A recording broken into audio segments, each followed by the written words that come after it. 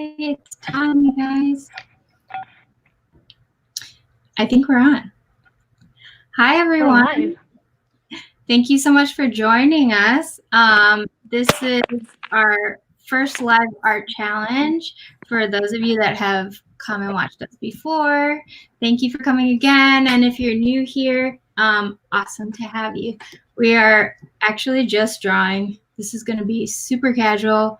We just want to draw and talk about art and do something for Halloween since we can't go out because of COVID. So thank you for coming and welcome. I will kick off the conversation by introducing everyone. My name is Renee, but you can see on my label, it's Chii. That's what I go by as an artist. It means energy, and it really just represents my art and what I'm trying to produce out of it. And Jimena is going next. Hi guys, I'm Jimena.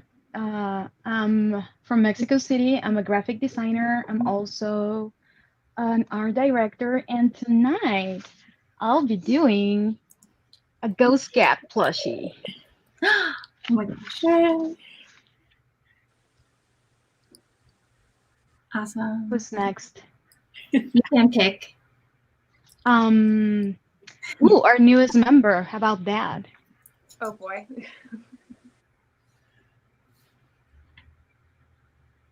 Okay. I'm Jessica Tucker. I'm from Indiana, and tonight because as you can tell, I like to dress up and do cosplay and things. So tonight I'll be working on one of my other cosplays with Honey Lemon. I need to redo the armor for the breastplate, so I'm going to be doing that tonight. Awesome. Who's next, Jessica? Natalie. Hey everybody, my name's Natalie. I'm back at it again, but I'm from Indiana. I'm also a graphic designer. I work with a lot of the talented individuals in here. Tonight I am going to be digitally drawing a bat. So you will get to see a lot of my process behind how I'm learning to draw in Procreate, because this is a new program for me. So yeah, I'm excited. And then I'll pass it off to Lisa. Hello, I'm Lisa Kwan. Live in Chicago. I do an artist, production artist by day, artist by whenever. Appreciate this group of people that we're drawing with tonight. I'm working on my second to last day of Inktober, doing Foodtober, and my friend suggested parsimon for the word ripe. So I'll try to figure out how to Halloween that up tonight. And that'll be one of the giveaway prizes if I finish. Awesome. Speaking of which, if you guys haven't seen, we are doing a giveaway. There is a post about it in our Instagram, which we'll link you to in the chat if you are interested in getting in on some cool art goodies.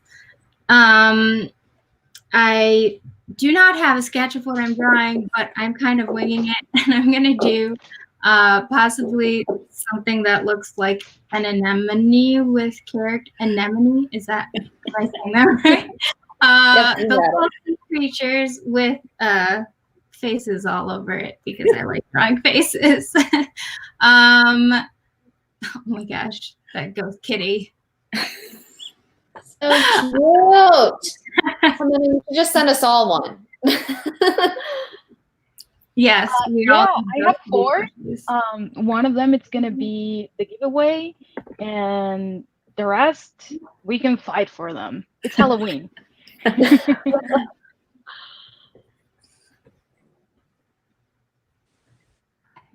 Just put our Instagram in the chat for you guys.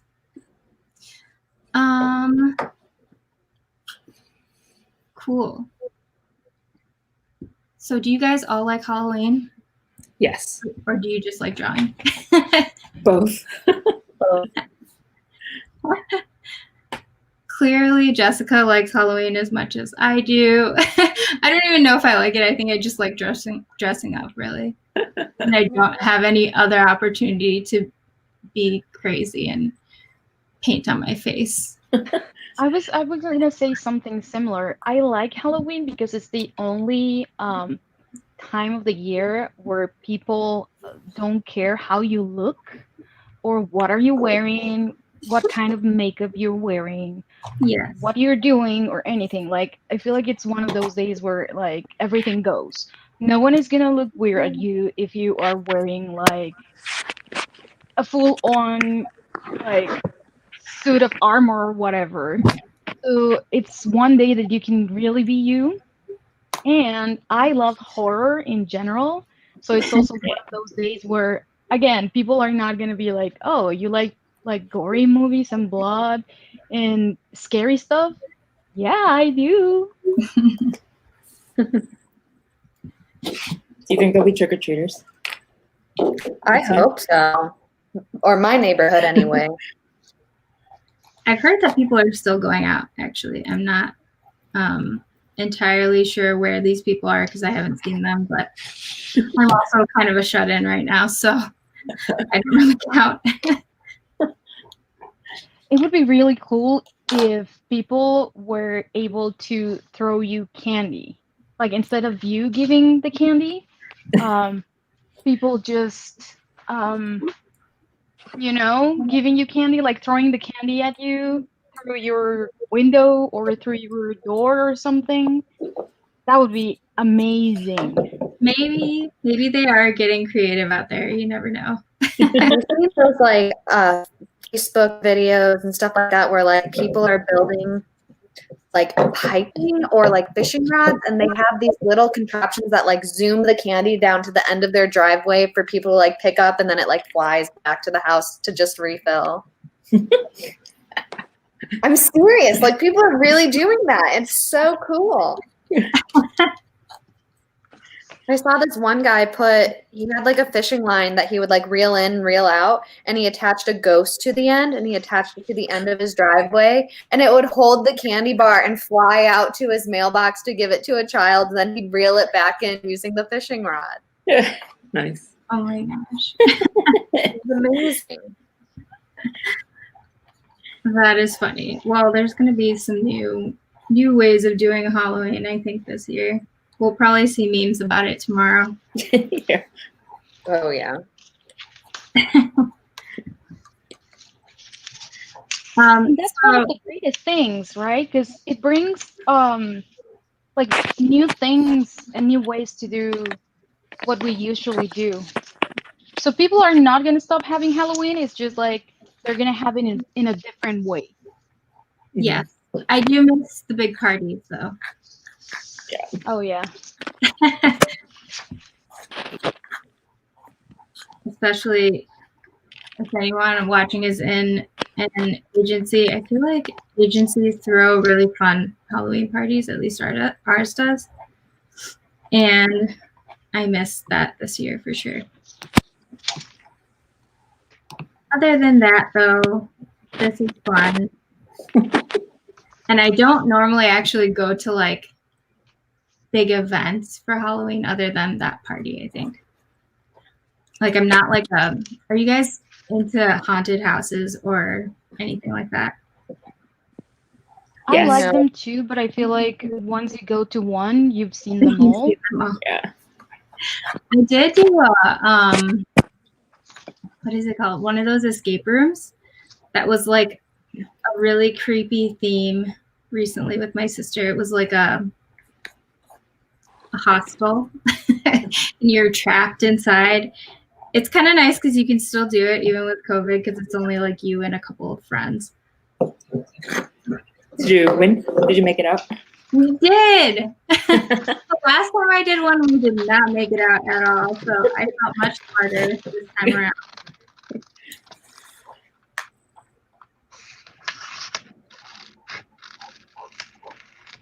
So what's everyone drinking tonight? Oh, I have water. Water. Water is perfect. Hydrating. for Yeah. our drawing time, this is very important, you know. Yeah, of course. Um, That's why I have water and also rum and coke. Look at perfect. you. That is awesome. I have to get up and go to work in the morning at 7 a.m. So Ugh. can't No really difference do to you. it. Oh my gosh, you're cutting. What are you cutting, Jessica? I'm cutting EVA foam right now with an X-Acto knife. I already made my pattern for my armor plate, so Oh my gosh, getting at it. I'm so excited to see this in action. Do you go to ASEN? Huh? Do you go to the anime convention? Oh no, I don't really. Okay, I like cosplay and I do it, but I actually don't watch any anime. I just do like from like Disney movies and stuff. Yeah, That But I makes, go to like Comic Cons and stuff. nice. are you? Have you been to ASIN, Lisa? Yeah, I just go for fun. I don't dress up or anything, but I feel like I'm the oldest person there. Me and my friend are. It's fun though. No, I used to go every year, and I haven't been in a couple of years now. But it is a lot of fun. I think I kind of burnt myself out because I did the artist alley. Oh, Every nice. time for the last couple of years that I did it, I always did artist alley, and I think I just was like dead by the end of it every time. So tiring. I mean, it's so fun, but it's also very tiring. Have you sold at other conventions as well? Other like smaller ones. Jason's probably the biggest. Nice. I used to do like some different fairs and stuff in the city, but yeah, now I mostly draw at home. Do things online.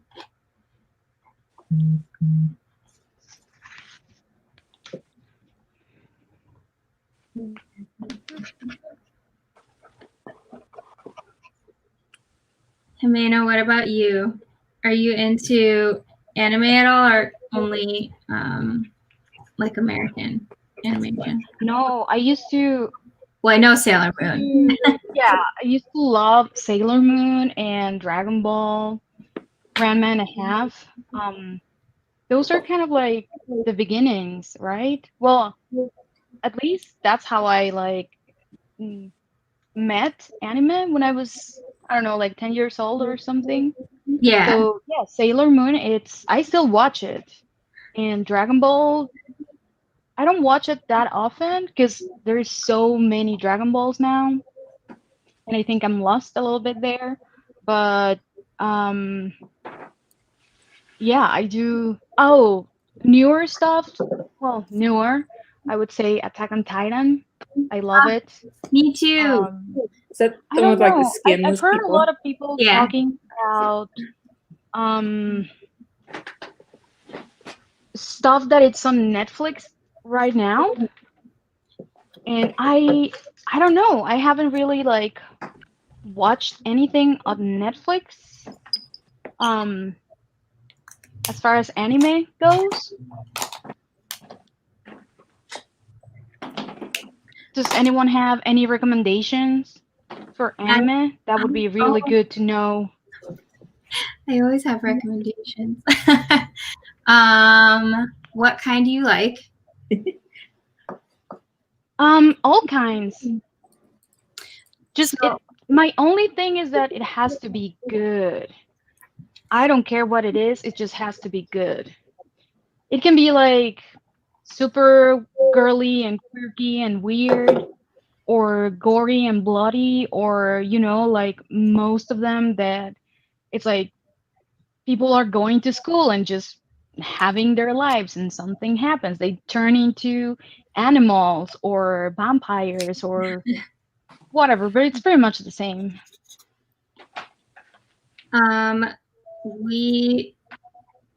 So I've watched quite a few anime.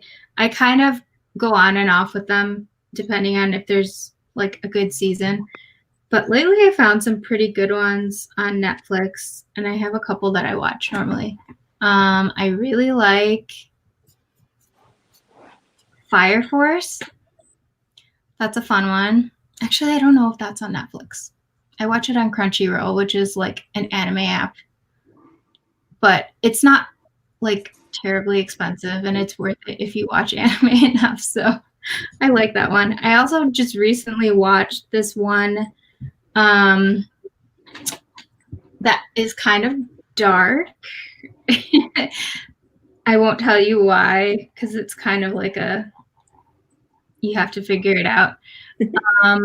But it's called The Promised Neverland. That's on Netflix? Yeah, sorry. Netflix. Okay.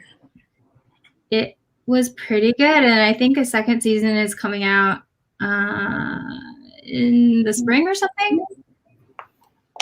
Early next year.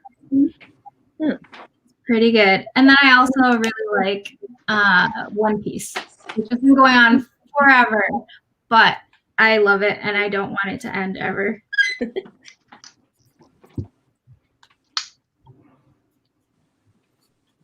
I do not actually watch any like gore or horror movies though. Jimenez, I know you're into one. I don't either. Not my cup of tea. I am a scaredy cat at heart. Do you ever watch them? Like, if like someone forces you, will you watch it? So I'm the type of person that so my fiance wanted to watch The Shining, and we made it until those two little girls were down the hallway playing, and I got too scared and I didn't want to know what happened, so I made him shut it off. So I have yet to see what's beyond that part. That's the type of scary movie watcher I am. I close my eyes and all the scary part, I just prefer not to watch them at all. That's so funny because that one, I don't feel like it's super scary.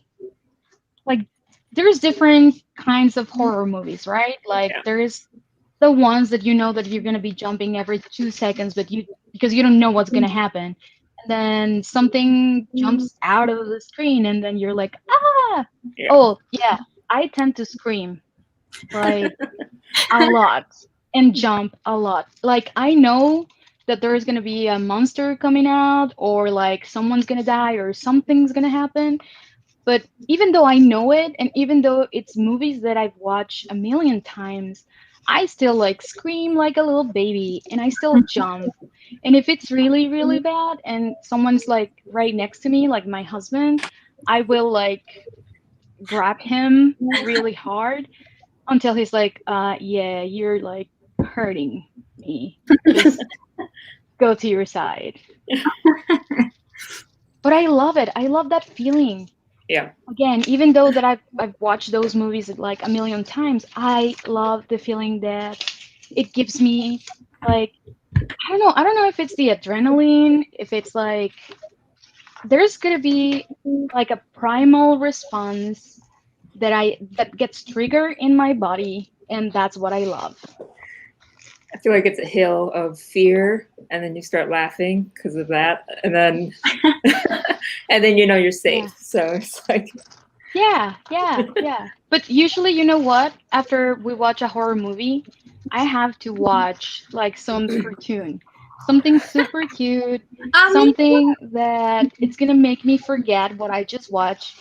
And again, it can be a movie that I watched a million times and I know what the ending is and I know that it's just a movie, but I still need to watch I don't know, Real Akuma or something like that,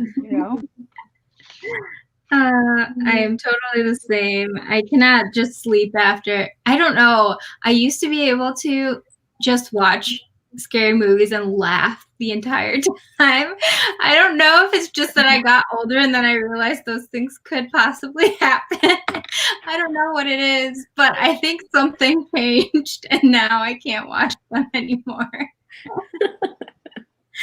So sad. I was probably the most obnoxious little teenager in those movie theaters laughing at the horror movies, but just it's not the same anymore. And I totally have to watch something after too. I can't I'm just like the cutest little anime, something happy, and then I can sleep. Otherwise, I can't sleep. So what would you say would be like your top 3 horror movies of the last 10 years? Like, I know some 10 people don't years. like them, but still, you know? So the last thing was a TV show that was pretty frightening. It's French Oh. TV show, Marianne. I didn't finish it though because you can't like multitask because it's subtitles and stuff. But Yeah. that, and I try to rewatch the first episode because I was telling somebody about it recently, and it was still frightening, like cinematically frightening. Just watch that if you like creepy. Yeah. But it's a movie show. It's a Yeah, like a TV series on Netflix, Marianne. Oh, Yeah. okay. Does anybody else watch them? Mm-mm. I No. haven't watched that one, but I know which one you're talking about, and I do want to watch it. It's just I haven't done it yet. Marianne. Yeah. Yeah.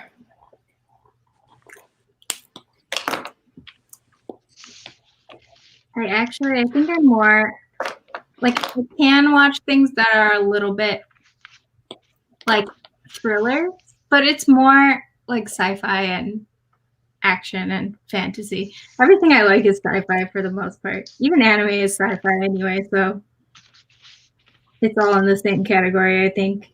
Yeah. It's like my one genre of choice. Sci-fi. Yeah. Nice. Sci-fi fantasy. Nice.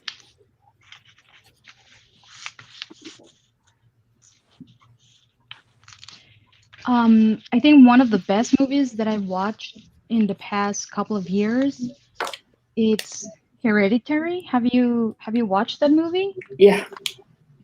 Did you like that?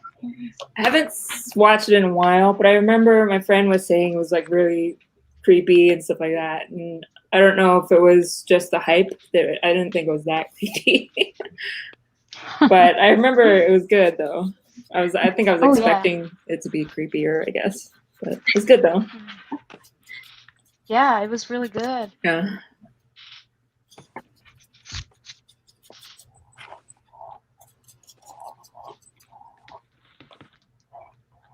What else is on your list? Oh my god, I have so many things right now. Like We a bad- also have a subscription to our local library, and they have different apps where you can watch a lot of different things. And it's usually stuff that people don't watch, or like foreign movies. So I have a list because we have this tradition, my husband and I, where on Halloween we don't go out. Yeah. We watch movies and order Chinese food. So I'm really excited about that because tomorrow all day it's gonna be let's watch horror movies and eat Chinese food all day long. Stuff you've seen already and brand new Yes. stuff. I have a big list, and I have a little bit of everything. I have movies that I haven't watched that I really, really want to watch, but I also have like my safe choices, you know? Mm. Like, I don't know, like The Exorcist, or he likes Alien, Mm-hmm. which for me it's like I wouldn't call it a horror movie, but I mean, it is a horror movie. It's like a sci-fi horror movie, but I don't know. I'm not a huge fan of Alien. It's not. Yeah, exactly. Oh, but if I start talking about movies and stuff like that, I don't like Star Wars either, and I haven't watched them all, so. I haven't either, Amanda. I can't judge you there. I've tried.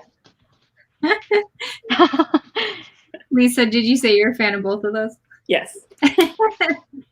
Aliens more than Alien, you know, that whole thing more than Star Wars, I think. The original Star Wars, of course, love. Everything else I haven't caught up on. But Are you It's just, very I feel into like- film in general, though? say again? Are you very into film in general? Yeah, but I mean, I feel like I'm not very good at like. I can't remember the last movie I watched because I haven't had time. But I do love film. I feel like not everyone can appreciate every type of genre, especially when it comes to sci-fi. But I'm with you on that. Yeah. But you know what the greatest thing about like genres is? There are so many that there's a little bit for everyone. If you wanna watch goblins chewing gum, I can assure you, you're gonna find something for that. If you like unicorns fighting with, I don't know, cotton candy torches, I'm sure there's a movie about it. Like, there's a little bit of everything for everyone. Yeah. For sure. I think if there was one type of horror movie, though, that I can't can't do is like the psychological ones where it's like someone who has something really wrong with their brain. Like that freaks me out because I'm like, there's people like, what if someone watches this and then they get some ideas from this movie? Yeah. Like Hate it. I don't know, like Split. It's the third movie. Which one was the first one? I forgot. With Bruce Willis and Oh, The Sixth Sense? Is that the one you're talking about? That one's not. that's not the movie that I'm talking about, but yeah, it's about this guy. It's it has a disease in the bones in which his bones are very fragile, so they break. You know which one I'm talking about? Yes, Unbreakable. Unbreakable, yes. That was the first one, right? Unbreakable. Mm-hmm. And then the second one, or was it, has there been only two? I think so. I can't remember the name. The last one, I think, wasn't it? No, the second one was Split, wasn't it? Oh, Please, someone let us know, because yes, I'm and confused. Split is the one that I haven't seen. Split? Is that what you said? Yes, the guy Yeah, Split. that Are these- has multiple personalities, and like one of them is a crazy killer. Is that M. Night Shyamalan too? Or Yes. huh? Haven't seen that. You probably would like it. Actually, I've had a lot of people tell me that they loved it, and I thought I would. Thank you, Christian. It's a trilogy. Yes. So there's that one, but then I don't remember what the name of the last one is. Excuse me. But that one I've heard a lot of good things about. I just can't bring myself to actually watch it. So, do you like, let's say, horror movies for kids, like Paranormal or The Nightmare Before Christmas, stuff like that? Me? Anyone? Nightmare Before Christmas, Tim Burton. Yeah. Coraline. Yeah. Would be good. Yeah. Oh yeah, Oh yeah, Coraline. that was good. So drawing So on wood is Scary what things. is what's that? I'm so behind on all my scary movies. I'm just like, nope, nope, nope. What's your favorite genre, Natalie? Favorite of like movies and stuff, Yeah. or just in general? Oh, I'm a huge rom-com at heart. I mean, good God, you could watch those for like days. I could see that for you, Natalie. I appreciate a good rom-com. Nothing wrong Nice, with that. lighthearted laugh rather than a terrifying scream and nightmares. Oh yeah, rom-coms are the way to go. But see, you need them both because then you watch the horror movie first, and then you watch like the rom-com, and then you're gonna be super happy. Yeah, but then I'm gonna have nightmares still because it'll be like, oh, we watched the rom-com after the scary movie, and I'm like, oh, that was so funny. And then I get into bed and it's dark, and you're like, but that first movie though. That first movie, someone tried to like kill somebody, and now they're gonna break in, and it's just And then they fall in love. And then they fall in love. Yeah. I'll just have like a mixed dream of like this murder coming to kill the person, and then last second there's another murder that falls in love with the victim. And then it's just like this love triangle trilogy between murderers and the random victim, and then I wake up randomly. Makes no sense, but it does in my mind. I just combine the rom-coms and the horror films. Do you guys watch Bob's Burgers? I've seen a few episodes. A friend of mine really loves Because that now show. that you're talking about like rom-coms and like horror movies, there's this character, Tina. She's a teenager. She's kind of like weird, you know. But one of her things is that she loves like romance novels, and she writes them too. But she also likes zombies. So she also keeps a diary, and in this diary, she writes her like dreams and stuff like that. And at one point, she was dreaming with some zombies, and she was making out with the zombies. Oh my It god. just it made me like remember the cartoon and the episode of Tina like loving like rom-coms and stuff like that, but also being surrounded by zombies. I guess that's something that some people have, you know. I feel like that's something that I would be into. Like, do you guys remember a movie? I don't know, a few years ago, Pride and Prejudice and Zombies and stuff like that. Haven't That's seen the it, kind though. of movies that I love. I know that they're bad. I know they're gonna be bad, but still, I love them. You go in with a low expectation, but you're like, I will enjoy this by the end of it. Yes, exactly.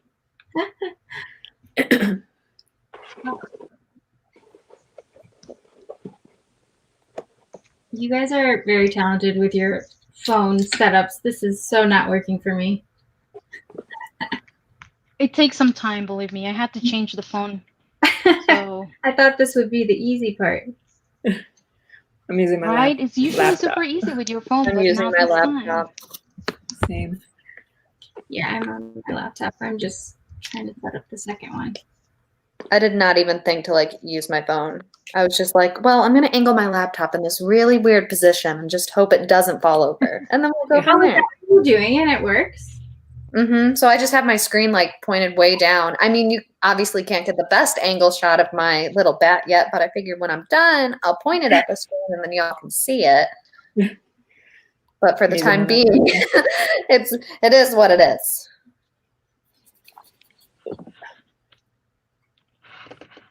I was gonna use my old iPhone, but then StreamYard wouldn't load on it, so I'm like, crap. I grabbed my iPad and I'm like, okay, this will work.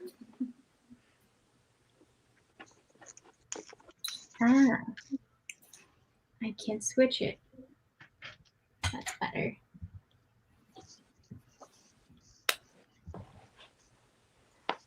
Lisa, did you end up going to that other Halloween drink and draw? I saw it way too late, and I was. That sounds like so much fun. I went to the Atomic Sketch Zoom version. I didn't go to the other one though. They happen at the same time all the time, so it's like. But some of the guys who came from the burlesque kind of one, grotesque burlesque, came to Atomic afterwards. Yeah, it's fun. It's just, you know, everybody's friends, so it's just kind of like shooting the shit and just drawing. Yeah. And it lasts for hours because you don't notice time going by. I think we got off at like 1:30 or something. Oh my gosh. That sounds like fun though. Did anyone dress up? Yeah, actually, Josh, he was holding a costume contest. He was trying to get rid of some of the stuff he has, like a iPad monitor and some other Ashley Wood posters, kind of cool stuff. So he held a contest. Nice. I think there was like 5 people who dressed up. Wow. That's cool. Yeah. I have a backup pizza outfit that I whipped out. Oh my gosh. You're probably going to have to whip that today too. Now that you mentioned it. Lisa, you can't hold that from us. Can't hold I'll bring it out. See these things. I'll bring it out in a bit. Is it a scary pizza or just regular like pepperoni pizza? Scary if I jump at you, yeah. It kind of sounds perfect though, because you're doing Foodtober. Yeah. It does.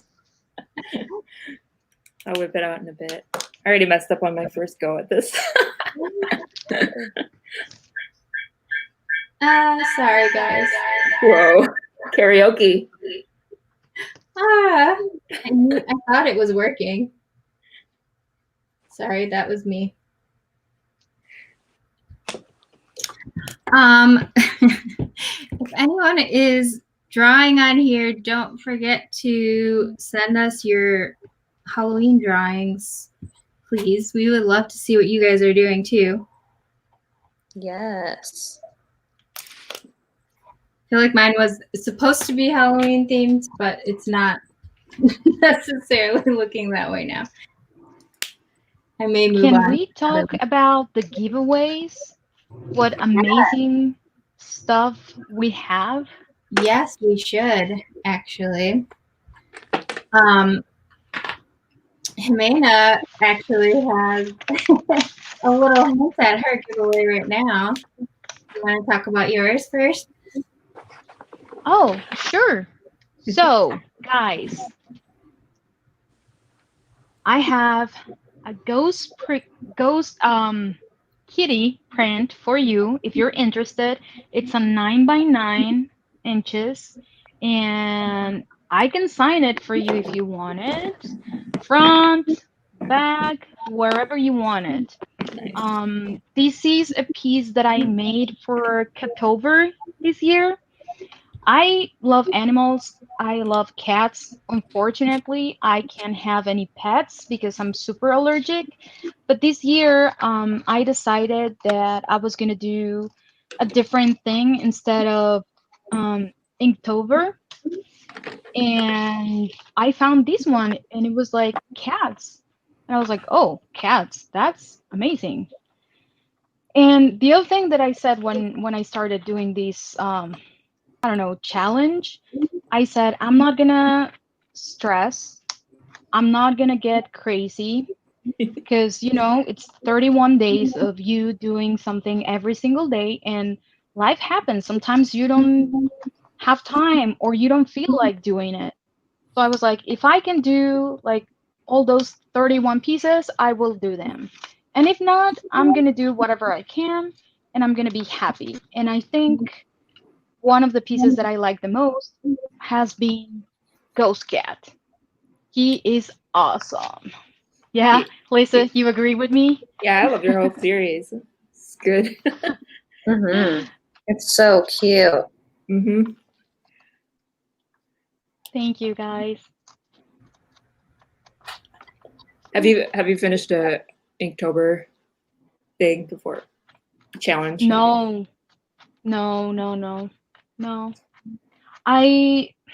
For this one, I've missed, I don't know, like 7 or 8 days so far, just because I like them all.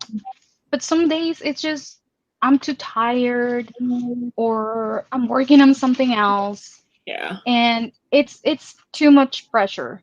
And I've talked to some friends and I told them, I'm not winning anything. I'm not going to put any pressure on this. This is supposed to be fun. This is Right. supposed to be something that you do because you want to do, because you like it. You like the theme. You like what you're doing, right? Yeah. And I see a lot of people out there stressing and just like going crazy and saying, oh, I didn't do it today. Or something that I think it's smart is that they start doing it in advance, a couple of weeks or days in advance, which it's smart because some days you have a whole day to do whatever you're doing, and some days you don't even have time to take a shower. Yeah. But I do want to say to everyone, just chill. If you can do it, do it. If you can't, Then you're a failure. nothing's gonna happen.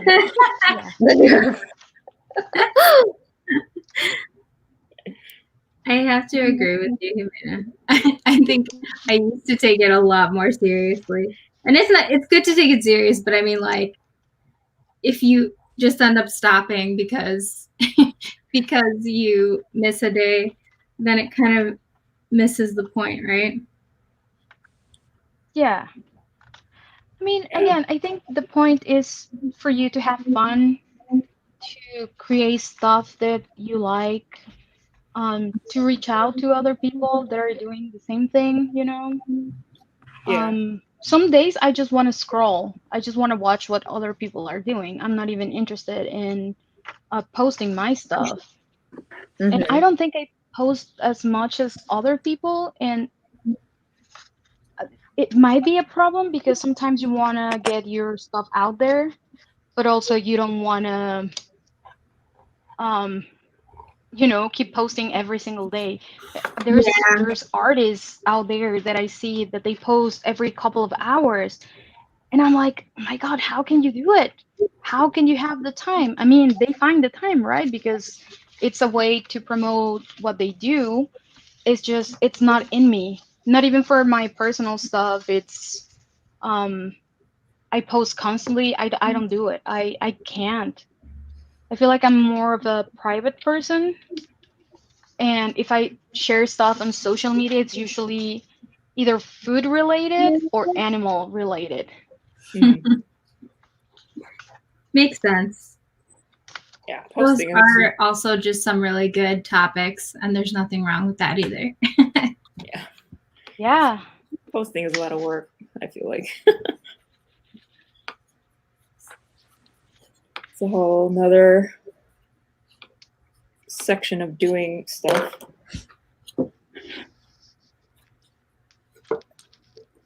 Yeah. Let's see.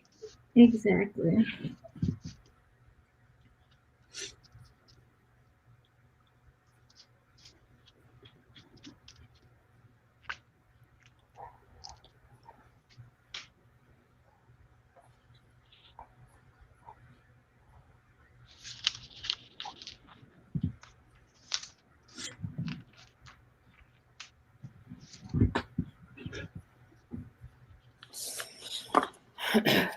So does everyone here like drawing fantasy characters, since that's kind of sort of what we're doing for Halloween?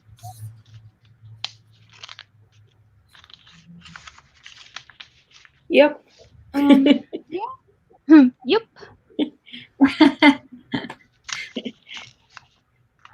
To make up, huh? To make up for not being able to do it realistically. Yeah, that's true. Natalie, do you like fantasy? I don't feel like I see you do fantasy like genre very often with your artwork. I mean, I'll do it, but it's never my first choice because as you can tell in this setting right now, seeing my screen up close, I love to draw very realistically. But then I'll do something kind of quirky at the end. And like, one thing that I hate doing is I hate doing faces. Like, I will not do people. So my go-to is just to make them a little cute by making a more animated looking face to something. But the rest of it, I like drawing really realistic. I love all the details that you can capture. Takes a lot of time, but I just think it's so pretty. And you can really see like the other ones take a lot of time too, but I can just tell like, when all that detail gets added in, and it just took so long to accomplish. I think it's so fun. Yeah, I have to agree. Detail is very fun. Very fun to, work on. I feel like I try to get away from it sometimes just because of that, but it's like one of the best things to just zone out doing. Yeah, like I love that aspect. You can just like literally just play. And just like draw and doodle, and you just get, and then you realize 7 hours later, you're like, oh, great, I only did like a wing. But it looks Wait, good. 7 hours later. Oh my God, that's a long time to be drawing. Oh, I could do that I could show you one of my drawings that are in the show, and I've been doing this baby for a while, the past week. I don't have to wait. Ooh. Natalie, you gotta tell us about your giveaway as well. Thank you, Christian, keeping us on track. My giveaway. So you can tell that when I'm done with this little bat here, this is my little giveaway. So I'm gonna make a 5x5 print, and then I will sign it for you, and I'll put a cute little note on it, because this little bat is gonna be part of a big series of mine coming up. I'm not gonna give away too many details right now, but she will be one of many little animals coming to a big passion project of mine, and you will be the first person to receive a print from the collection. Nice. That's exciting. Yeah. You know it first. That's you will be the very first one. That's awesome. So I hope you like it. If you don't, please don't tell me yet. I will. So what else do we have? We also have a $20 gift card for Amazon, which is always exciting because you can always get art stuff from Amazon. And we have something for me. I'm not really sure what yet. Maybe what I'm working on right now. And then I also have. Oh, where did I put it? Hold on, I'm gonna go grab it because it's so much better than the picture that I had in the giveaway. Lisa, do you want to talk about yours while I go grab this thing? Hopefully, if I finish, because I've restarted already, because I'm realizing this wood is not doing well. But I'm working on my October 30th Foodtober drawing for the word ripe, which is a persimmon. Making it Halloweeny, and it'll be in this frame, and then that'll be the gift. Oh, cool. If I finish. If not, it's something else. It'll be something else. What's the name of the fruit? Persimmon? Oh, persimmon. Yes. Persimmon? I don't know. I don't know why I was thinking about something completely different that I'm not even gonna say. But yeah, I was just thinking that I had one of those yesterday. I don't think I've ever had one. Was it ripe? And it was super, super ripe. It was super sweet.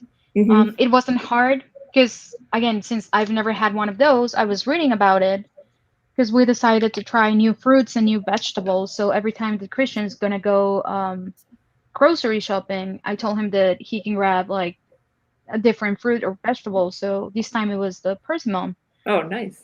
Coincidence. And when I saw it live, because I mean I've seen them in pictures, but when I saw it, I was like, this is an underripe like tomato. What? This is gonna taste like a tomato. Ew. But no, it's one of the sweetest things that I've ever had. It's like a mango had an affair with rom-com with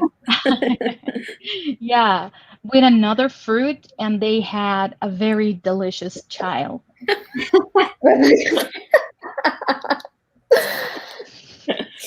Do you like my description of the fruit? I do. Really messy though, right? When it's ripe. I don't think it was that messy. It wasn't super mushy. It was, I think it was ripe enough for me to eat it and not get poisoned. Because that was the other thing that I read, that one of the kinds of that fruit can be dangerous if you eat it when it's not ripe enough. Really? I don't know if that's true or not. But that's what I read. Yeah. So it is true. I don't know if it's poisonous, but I remember when I was younger, eating it too early, and it was pretty horrible experience. I don't know if it's poisonous, Oh, okay. but I'm not sure. Well, maybe with. Go ahead. No, I was gonna say while I have this out, this was the thing I was trying to show you guys. Is it showing? Oh no, it's on here.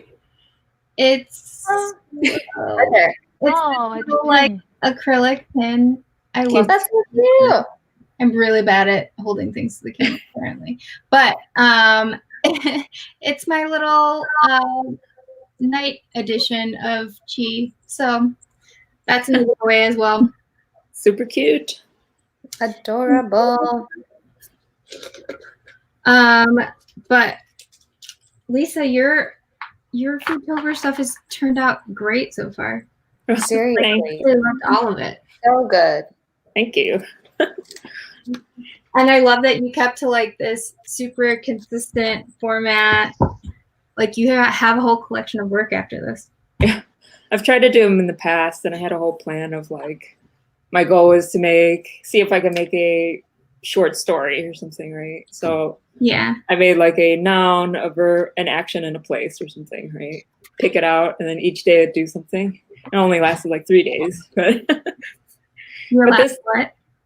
It only lasted like 3 days. It was too much work. It was like, but this time my method was asking friends who are foodies. You know, I knew they would be excited. So I asked them for prompts, and they're just immediately on it. So it's been exciting to do it simple that way. Not overthink it. Yeah, that's a good idea. So you haven't had a list, Lisa? You're just going off of friends? No, there's a Foodtober list from 2018. I think they revamped it for this year. Yeah. So today's ripe, and my friend will be like, "Oh, persimmon or something." Nice. So yes, if you guys who are watching have not seen Lisa's stuff, I'm gonna put her in the chat because her Instagram is awesome. Thanks. Appreciate it. It's so good. Thank you. Ditto on you know all what I y'all. love about your Instagram? All the videos that you've been posting of your pieces. Yeah. Because sometimes thanks. you just see the final and you wonder, oh, how did she do it? How did she achieve those lines or that color or whatever, you know? And then you post that video and it's like, oh, now I know. Thanks. That was inspired by the last Chii show. It's like, that was fun to record it and show it, and people seem to enjoy it. No, like I think you're showing your process is like half of the entertainment of art sometimes, right? Yeah. It's entertainment, and it's also, it gives you a different perspective on the final piece, because sometimes you don't see all the work that goes into making something. Again, you just see the final piece and you're like, oh, I mean, that's cool and everything, but once you see the whole process, you're like, oh my God, that is crazy. I never knew like how many layers of ink she was doing, you know? Yeah. Yeah, no, I think people can appreciate it more when they actually see that. Actually, Yeah. I really feel like we as artists need to do that more in general, just because people don't understand how long it takes to make stuff. Yeah. And there's so many like artists and artisans and people that I really admire and that like post how they actually do stuff. And I love that because I'm like, you're helping your industry, I think, a lot by like showing people. There's this guy who does leather work. I can't remember his name. I think I follow him on YouTube.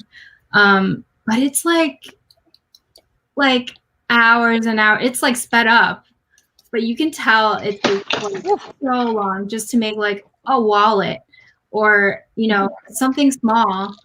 And it's, you know, when you think about how much people are not willing to pay for something that is like handmade and handcrafted like that by, you know, someone that's great at their craft, I feel like it should be valued more than it is in general. Right. And that's just the physical part of it, not the idea concept part of it. That's not in the video. Yeah. Right?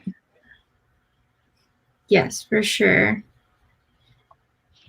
Even just putting up the video, it also takes time, you know, and you have to know how to set up a camera, and you need good lighting, and you need to be able to know how to record, even if it's with your phone. And if you're editing the videos, it also takes a lot of time to do that. And I think we as a society are so used to consuming so many things so quickly that sometimes you just don't think that someone, like an actual human being, was actually sitting in front of a computer putting that thing together. Yeah. It's like, I think about like the puppy videos that I watch. They're usually coming from rescues or from, I don't know, random places. Yeah. But like someone took the time to actually record all that footage of that puppy since the moment they were born until the moment they found their new home. And it's like, I don't know, 3 minutes. It might not be a long time, but it's like a year in the life of that puppy. Yeah. So it's a long time. And that's the thing for everything. Everything and anything that you do, that you take the time and the effort to do it, you're the only person that it's going to know how long it took you to do it. Yeah. But if we all do that, you know, keep a record and record ourselves and put it out there, then people are going to be like, oh, it actually took this person like days or hours or whatever, you know? But people will realize that there's a lot involved behind what we do. Yeah. Yep. Definitely. Very important. Like your little ghost kitty right now, Jimena. Oh, yeah. When it's finished, people are going to be like, oh, that's so cute. And I'll be like, yeah, it took me 3 hours to make it. Well, and that's they're going to be like, oh, it's so simple. Like making your design and the template and everything takes. Oh, yeah. Yeah, that's another thing. Usually when I'm working on these kind of things, I do a digital illustration of whatever I'm doing. And then I have to think, oh, am I going to turn it into a plushie, or is it just going to live like online? And if you grab a design and want to turn it into a 3D object, it's going to be completely different, because flat art doesn't behave the same way as 3D art. So for something that sometimes looks amazing as a drawing, as a flat drawing, sometimes I just don't know how to make it in real life, you know? Yeah. It's hard, and it's a lot of trial and error, and just wasting material, to be quite honest. Yeah. I don't like to waste, but sometimes you just have to. Yeah, I hear you. I think, well, it's probably a little different. I used to do it more with leather than with fabric, and I haven't in a while. But are you able to do paper mock-ups ever of your stuff, I or is should. it plush? I should, but I'm too lazy for that. So I go from the pattern straight to the fabric. And then usually when I put it in the fabric, it's when I realize, oh, this is going to be too small or too big, or I need to change something. And then if I can fix it by adding more fabric, then I will fix it. And if I can't, I will just cut another piece, like modify the template and just make another one. Yeah. Well, probably you have a little more experience too. So do you feel like you're able to get it earlier on better now than you used to? Yes, but I think it also depends on the materials that I'm using, because even though it's fabric, each fabric behaves in a different way. There's fabric like felt that doesn't have a lot of give and it's not stretchy in general, but there are some brands that are softer and they do have a little stretch to them. So it all depends. Like every project is different just because of the fabric. Yeah. Unless I'm working with the same fabric over and over and over, it's just gonna be different. I mean, you can guess a little bit. You instead of having, I don't know, an inch for let's say a safe area, you add an inch and a half or 2 inches depending on the fabric. Yeah. No, that makes sense. Especially if it's like stretchy or depending on your use for it too, right? Yes.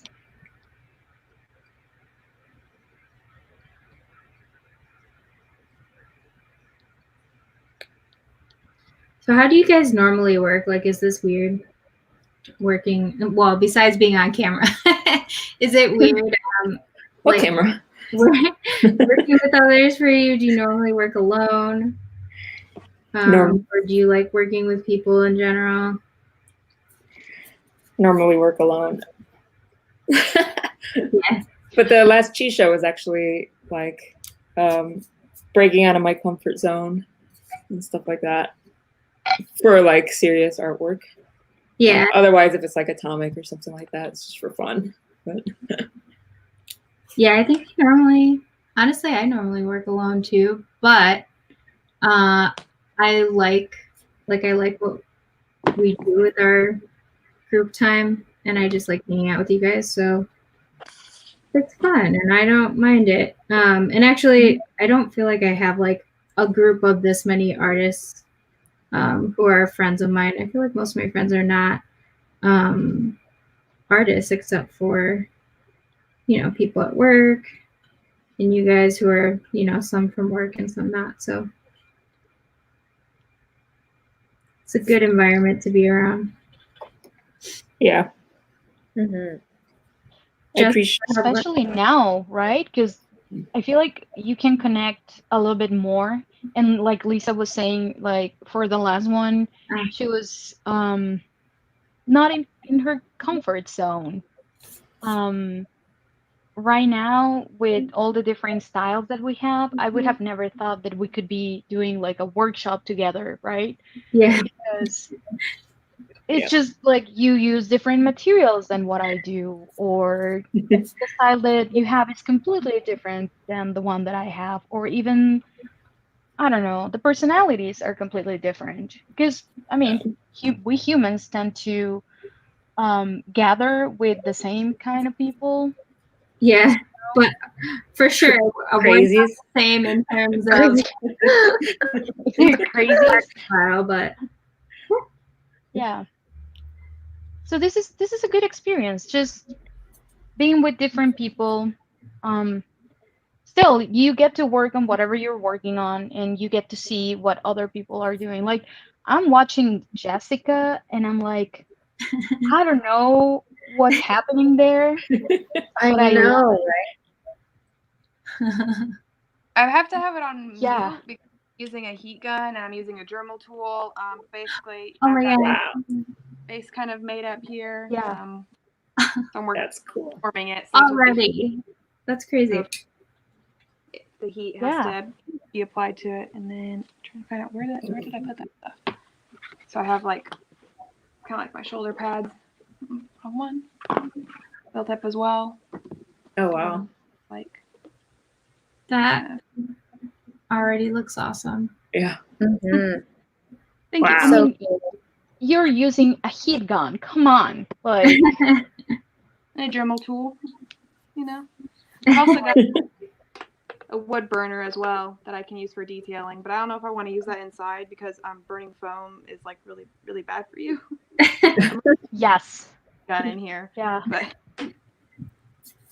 I understand. I have that problem all the time, not with foam, but other things. it's like this is pretty toxic. But you know it's fine. It's good on camera. Good on camera. I think I feel like a lot of artists have this problem. Maybe not as much now as before, but I feel like materials have gotten safer than they used to be, at least. Mhm. What about your resin? Do you do it inside? I do. Yeah, that's where I normally have the same problem with resin, and I also I use like a sander, and I use spray paint, and I use a Dremel too, and just a lot of things. And inside it gets really bad. Like it's all in this one room, and you like no one should ever come in this room. It's just not. It's not really healthy, but I enjoy it in here because I get stuff done. Because you're high. I must be. I honestly the resin is like, I didn't think it was gonna be very smelly. Like if you open one bottle of it, it's not bad. But then when you mix them, No, it is. It is. You just get used to the smell, especially in a closed room. But I do think that it's smelly and stinky. It's just you get used to it. It's just like with Sharpies and stuff like that. Like you might not think that they smell a lot, but they do. And they're delicious too to smell. I think Natalie and Meg were on a call, or one of our workshop days. I was doing something with resin, and it I was being too slow with it because I was trying to do this technique. Anyway, it was not working, and it started to cure while I was pouring it, and it started smoking. And I did not realize that it does that when you leave it in a container for too long, because normally I just pour it all, and I've been trying different things with it. So now I know, and it's happened a couple times where if I have some left in the container, it just it destroys the container. It starts warping, and then you smell burning, and I actually saw smoke coming from it. I was like, what's happening? It was very hot too. I could not. You just wait for it to settle down or whatever. Yeah. Pretty much. So what do you do with the leftover? If you didn't finish all the material, what do you do? Because if you leave it sitting in the container, you said that it starts It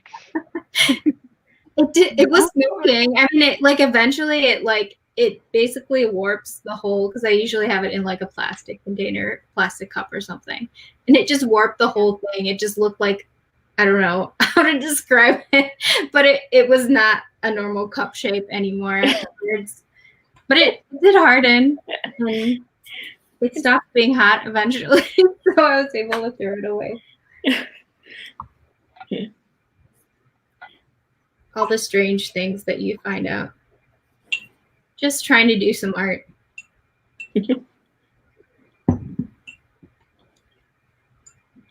What about the rest of you guys? How do you normally work?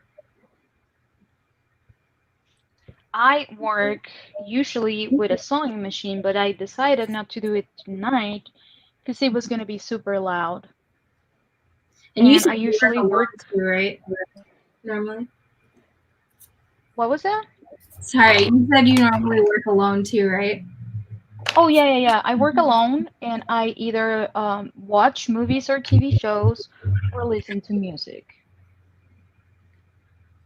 I feel like I hear a lot of people that listen to music. I don't know. Like, I feel like it depends on the TV show. If it's like, I don't know, a baking show or something, I do enjoy baking shows, but they don't distract me quite as much as other things. So I can maybe. It has to be something that you can just not pay attention to. Yeah. Because otherwise you're going to be distracted all the time, like Yeah. stopping and like turning and looking. I usually watch older movies or stuff that I've already watched, so I know what happens, but I still listen to it. So I don't really have to stare at the screen. I like to listen to it. And I think that's why I like to listen to music, because you don't really have to watch anything. That or podcasts. The problem with podcasts is that if they start getting serious, then I need to really focus on that. Yeah. And I stop paying attention to whatever I'm doing. Yeah. And again, because I'm using a sewing machine, it tends to be loud. So sometimes I can't listen to what people are saying. So I stop so I can listen. And that's not good. Yeah.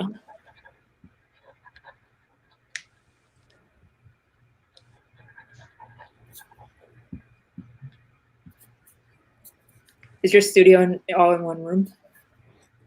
Your sewing machine? Mine? Yeah. Oh, yeah.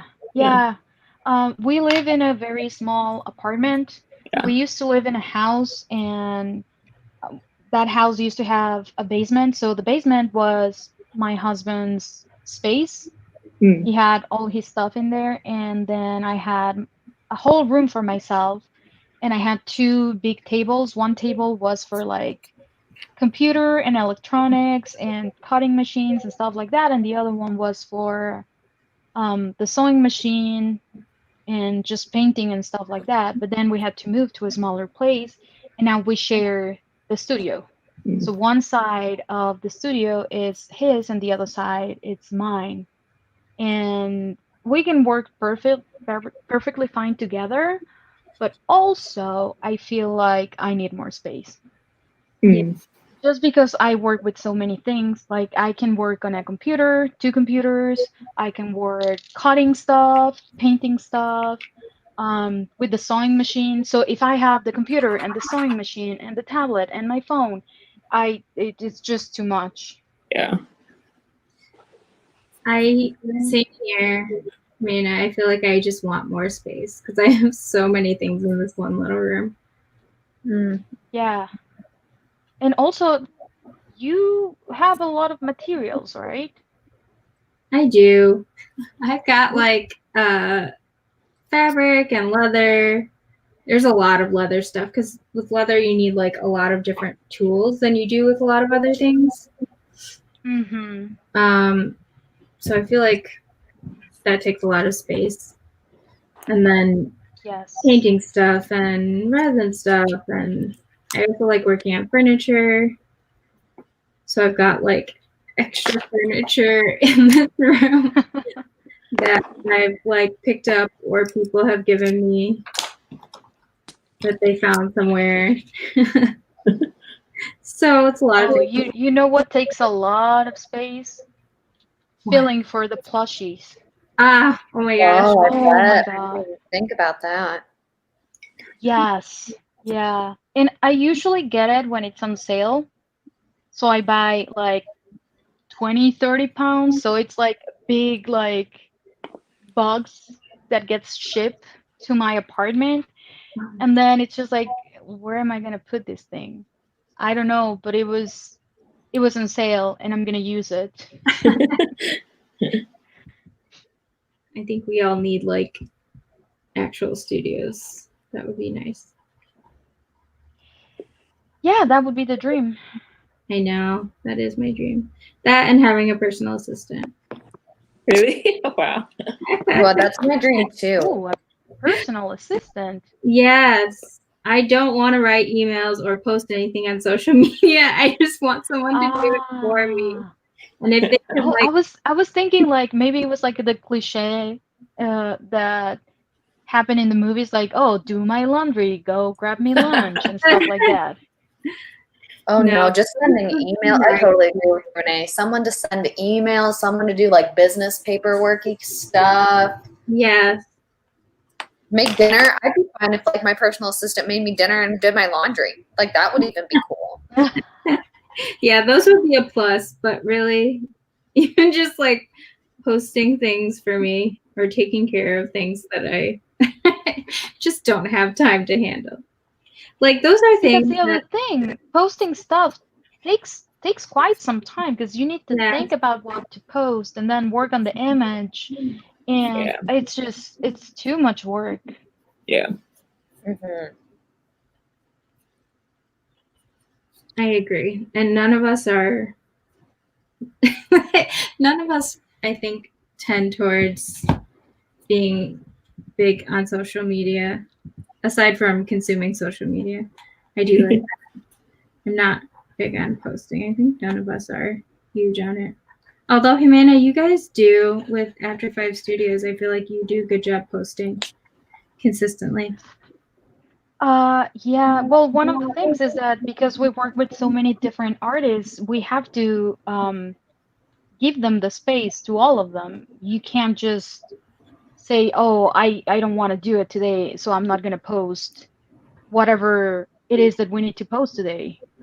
So we try to treat each and every one of them like they deserve, right? Like they're all special. So because they're all special, they deserve to be treated the same, right? So we have 54 different artists, and every day we post a different thing. And it's also not only about posting like the regular post on Instagram, but I also we've also been making stories and video processes for each and every single one of them. So we're also Oh, trying wow. to match whatever music we decided to put on their process video. We're matching it to the story, to the Instagram story. So it's a lot of work. It Sounds is a like lot it. of work. Sounds like it. Yeah, it is. Yeah. It's great because then they reach out to us and they say, hey, this looks amazing. Thank you. Thank you for presenting my work that way, you know? Mhm. And it's amazing. And it's a community. It's what we're trying to do here, you know, just having a community Yeah. and just boosting up what everyone is doing. It's so funny though, because you totally, that's totally the thing. I feel like if you have to do it because somebody else is depending on you or like you're representing someone else's work, you definitely don't want to disrespect it. Like you want to treat it well and give it the attention that it deserves. But then when it's your own, it's like, I already did the work. Can't someone do it for me? That's why I need a personal assistant. Yes, yes. Reason. Yeah. Yeah, no, you're completely right. Like we spend a lot of time making those posts, making sure that everything looks great and amazing, and writing the story behind it. Because right now we're working on a Mexican bingo, and when we thought about the concept, we changed it a little bit than what the traditional Mexican bingo is. And we were thinking about each and every single card. And we thought about the artists that we've worked in the past. And we were like, oh, this card would be amazing for this artist, or this one, it's specially made for this person. So we put a lot of time and effort into it. And then after that, it was like, hey, we thought it would be great if you could do this card. And we told the artist to record their process and everything. But even like that, everyone, it's different and everyone records differently. So some people gave us JPEGs. Some people gave us 3 hours of footage of their stuff, which is amazing. But it's also like, how am I going to do like a 5-minute video with these 3 hours? Especially because some of them just gave us like 2 JPEGs. And it's like, well, I have to make like at least a minute video with 2 JPEGs. Yeah. But it's been interesting. It's been great. We're about to launch our app. It's been in the works for a couple of months because a lot of things happened in the middle. But we just launched our webpage. Right now, it just has a little bit of information of this project that we're working on. You have to put it in the chat. Yeah. But it's another way to create community. Yeah, Sounds cool. sure. You get to connect with a lot of other artists. Yeah. That's the thing too. It's always a lot of work, right? But it's Yes. rewarding. I feel like it's just good to connect with other artists. How long is Yes. that? How long has it been around? What? The After 5? project? No. After. Oh, After 5. Yeah. It's been around for, I believe, 3 years. Nice. As an Wow. idea, as a concept, it's been, I don't know, ever since I met Christian, he always had this idea about, making toys. Because that's what we used to do in our 9-to-5 jobs. Actually, that's why we called it After 5. Because then we could do whatever we wanted to do after 5 p.m. because we were out of work, That's awesome. So as an idea, I think it's been years. But finally, I think it was born, in 2017 with our first project was Baby Baphomet. We saw an illustration of a friend and we loved it. So we talked to him and we told him, hey, we want to make a toy out of your illustration. And he was like, cool, let's do it. And we did it. Nice. Sometimes you just have to say, let's do it. Yeah. And not overthink. That's always a problem. Yeah, for sure. Let's see.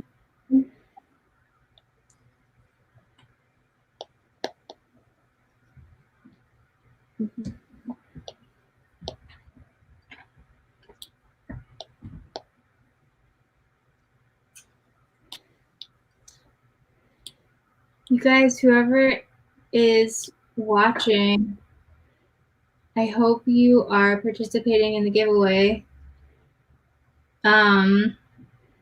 If you go to our Instagram, and I'll put the link again in the chat. But if you go to our Instagram, we have instructions for how to enter. It's super simple. You just need to follow our Instagram, follow our channel on YouTube, and what was the last one? Oh, send us a post of your Halloween drawing, which of course is the fun one. But whatever you're working on or something that you have from before, anything is fine. But we would love to give away. I have a question there. So what happens if someone wants to participate, but they say like, oh, I don't draw. Like, I don't have anything to show. You're the ones that are the creatives, the artists, Like, is it okay if someone just like makes a drawing on a Post-it note and that's it? Of course. I think as long as, we're promoting art, right? So if someone's willing to participate in art, to me, that's an awesome thing, no matter what their skill level is. Yeah, for sure. I just like to see people drawing. And I feel like I have a lot of friends that have told me that they can't draw and then have taken like one of those classes, I forget what they're called. Sip and paint or something. Line Oh, canvas.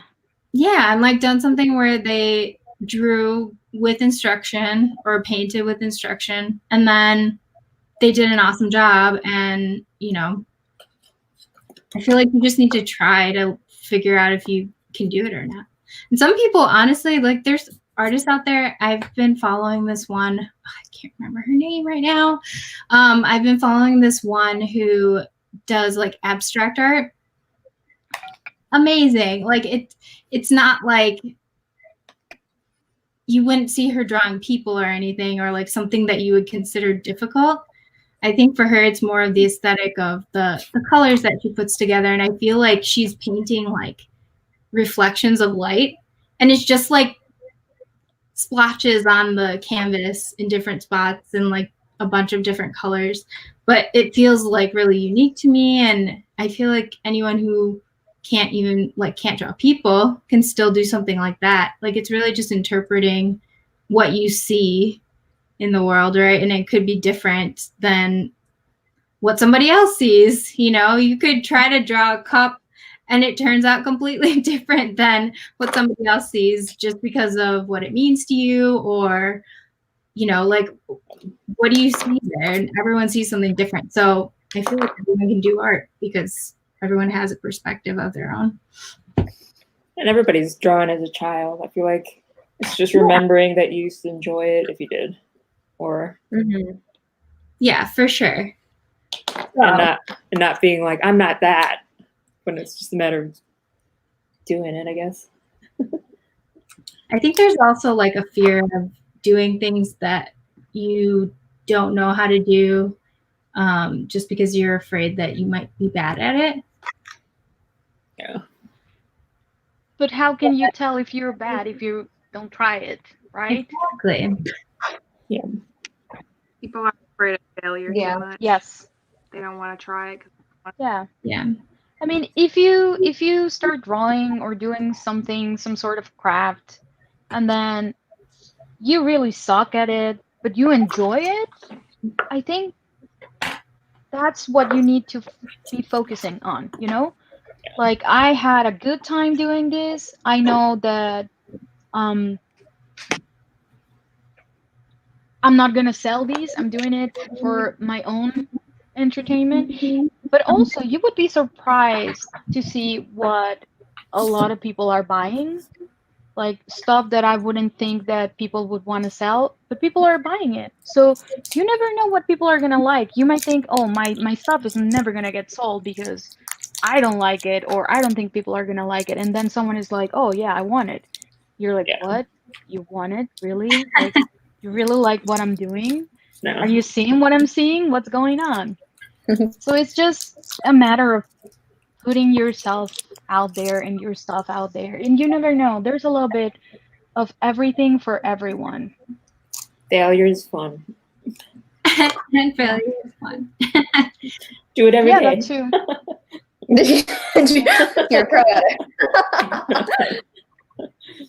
I feel like when it comes to artwork, though, like you get very attached as an artist. Like when you get really into it, and I don't know how it is I don't remember how I felt when I first started art, but I feel like when you get attached to something, it can be kind of difficult. It can be really difficult, actually, to fail at it. Now that you're mentioning that, I don't consider myself an artist. This is a discussion that I've had with my husband for the longest time. I don't think of myself as an artist. I think of myself as more of an artisan or a designer, And he's like, no, you are an artist. You are creating, you work with so many different mediums. Like you can draw digitally, you can saw, you can even with cooking, you know, it can be a form of art. When I'm cooking and I'm serving up the plates, I try to make them look good. Like Yeah. I arrange them in a way that it's pleasing and not just like a blob of whatever, you know? And I think it's also because food is really important for me. So for me, everything has to look good, or at least it has to look good for me and appealing. And I try to apply that to almost every aspect of my life. Even the way that I don't know, that I fold my socks. They're stored in a pattern. Like I arrange them in a way that looks pretty. Like How about your I don't books? know, for me, yeah. Arranged Yeah. in color. Yeah. Right? Like That's cool. my closet, it's arranged by like long dresses, short dresses, pants, like dark pants, well, jeans, because I don't wear like regular pants. It's just jeans. And lately, for the past, I don't know, 8 months, it's been leggings. Like leggings all day long, leggings galore. But I like to fold them in a way. And it's like from left to right. I fold them in threes and I put them in a little box. And it's so funny because each person has a different method, right? So sometimes when he's doing the laundry and folding, well, he's doing it because we both have, well, we both live here. We both wear clothes. We both need clean clothes, right? But I like to fold my stuff in a way, and sometimes he folds them, and it's great, but it's like, no, it has to be in thirds. But we all have our quirks. Yep.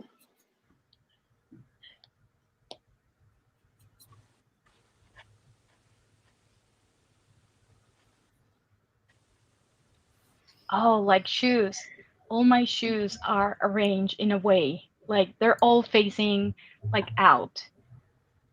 And they go from like sneakers to flats to high heels to boots.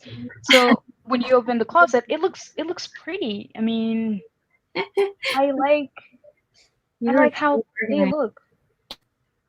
I was watching this TV show the other day, and it was, I don't remember the name of it, but it's about two ladies that have this company that pretty much goes to your house or your place of work, and they rearrange everything, right? And I was watching the episode, and pretty much what they did was just make everything look pretty. And I was like, I don't understand. Like, that's all they did. Like, I could have done that. Like, that's what I do. Like, how come people don't have their closets like that? And for me, it's easy because that's how I like to do it. But I sometimes forget that not everyone is the same. And, some people just don't care about how it looks, right? As long as everything is clean, or as long as, I don't know, each person is different. Are you very good at organizing then? Are you organized, or is it just a matter of sort of aesthetics? I think I'm good at organizing, and it's also about aesthetics, but I also very good at disorganizing. So At what? I'm cleaning my desk, right? Yeah. On, I don't know, a Monday. And by 8 at night, it's going to be messy. Mhm. So I can never, ever, ever keep anything like super organized. And also, my house has a lot of things. We do have collections of toys. And for me, my thing, it's plush. So I have a lot of plushies. Yeah. I love And yeah, but I can't. I can't. I mean, I love to watch them and I love for them to be arranged, but for some reason, I'm always moving stuff. And I'm always like, I don't know, just I feel like I'm one of those people that just grabs whatever they need, and I walk into a room and it's perfect, and then I leave and the room it's so disorganized after 2 minutes. How did I do it? I have no idea, but I'm able to do it every single time. And Because you're working. You're always working. well, I don't even have to be working, you know? Maybe I'm just looking for something, but I just move everything. I don't like a dirty house, and I don't like mess, but I am a messy person. Like right now, if you were able to see like the whole area, oh well, you can see it actually. It's very messy right now. It started like super neat and like very organized and everything, and right now it's just a mess. I always feel like more space will fix everything, though. Scary. Yeah. It just makes You you Yes think and that, no. but then you have more space to collect things. Yeah. Yeah, Yes. that's true. That's my issues. I have a wonderful little room that I can like do all my studio space in, but I'm such a mover. Like I have a room in the other room that I could go and draw, but my desk feels small, so I like have taken over the kitchen table right now to draw on my iPad when I could go to the other room. But that room is just my storage room for all of my craft things. And the bigger the room, the just means mentally I can collect more things to do more projects and then have them sit there and wait until I touch them. Same. I guess that is true too. Natalie. I was hoping Just that was the saying. answer. Where do you store your pieces from the other show? Because you have like large pieces. Oh, they're all in that room. I have a futon in there and they're all sitting like lined up on the futon. And then I have like an artist drawing desk. That one sits on this table because there's a few that stand by themselves. So that one was small enough that I have sitting there. And then the other few are tucked in my closet. Do you guys ever feel antsy because of the quarantine? I feel like, well, it's not even quarantine really anymore, but just being home. I feel like like you said, you're a mover, Natalie, and I don't think I ever was before, but now I often like during the day, I'm just like, I can't sit here anymore. Like I need to get up. I need to do something. And I know for sure, like there's been days when I worked from home before and, you can't sit at a desk for like 14 hours straight and be okay with that. Like, you feel like you're about to die at the end of that. It's not cool. But now it's like, and even if it's just a normal like day and I'm at my desk, I can't sit there that long anymore. I just get sick of it. Then I want to move to the couch, and then it's never convenient wherever else I go because I don't have my other monitor, and I'm also kind of spoiled like that, I think. And also your back, because if you're sitting like on a couch or your bed or whatever, you're not in a good position. So if you spend like more than an hour in that position, then you're gonna be in pain. Yeah, it's not good. Yeah. I agree. Do you think it's different if you were just not on your devices and you're just sitting? Is it just 'cause- Yeah, it is different. For It sure. is. Yeah. I honestly have been working perfectly fine. I haven't been going out. I think ever since this thing started, I've been out like 10 times at the most or so. So most of the time, I'm just inside the house, and I haven't gotten crazy or having fever or anything like that. I do have my quirks. I stalk squirrels. That has kept me sane. I mean, you have to find ways, right, to not go crazy. So since I'm not going out and walking and just like just living with other human beings, one of my few contacts with reality, it's squirrels. So I just started feeding them, and they come every single day. And there was one, and I think it was a male, and he was crying every time that he was hungry. Oh, Like before it got cold, I had the windows open all the time. So one day I just started like listening to this weird sound, and I was like, oh, maybe it's new neighbors that have like a cat or some like kid or something like that. bless you. Thank you. And I one day I was just like, this is not normal. This is not a cat. This is not a kid. What is this thing? So I was just following the sound, and I realized that it was one of the squirrels. And this tiny little squirrel was looking inside my apartment, and it was just like screaming or yelling, or I don't know. I want to think that she was or he was like calling me, saying like, "Feed me, woman, feed me, feed me." And because it was usually at the same time every day. So I got used to feeding them twice a day, once in the mornings before I was working out, because while I was working out, I could see them eating. And then in the afternoon, like between 4 and 5, I would like bring out some nuts or fruits or something for them to snack on, because that's the time where I usually eat my snack too. So I'm like, well, if I'm eating a snack, I think they also need a snack.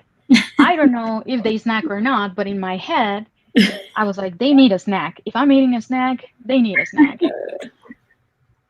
So because of that, they also come usually before 5, like between 4 and 5. You see them like climbing the tree, and just like I have a little picnic table for them. So they're just there, and you get to see them like staring and looking and sitting on the table and being like, what the hell, there's no food right now. Like they know what to expect and when to expect it. And at Do the more. beginning I was also like seeing what they ate, because I have no idea what squirrels ate. I was just like, well, they must eat nuts, but I don't know if they like fruits and vegetables and stuff like that. So I started to put like vegetables, a little bit like pieces of this and that. And I realized that they didn't like vegetables at all. I put broccoli, cucumber, peppers, like spinach, mushrooms. They don't like vegetables. They love fruits though, especially sugary ones like grapes. And what else do they like? Apples. They like green apples, not red. They didn't like the red apple. Oh, weird. Interesting. Yeah, they're weird. What else have I fed them? Oh, I made Christian buy different nuts for them because they need variety. Oh my gosh. And they're gonna be the happiest squirrels this winter, because they're getting really, really big. Like at the beginning, I was like, oh, they're so small and skinny. I can see their bones, like their ribs. And now there's one that I don't think she can climb the tree anymore because she's been eating so much. Oh my gosh. But I just think about it, and it's like, well, it's good for her because she's going to have beautiful babies next year. And this winter, she's going to be so warm because she's going to be able to hibernate or do whatever they do without any issues.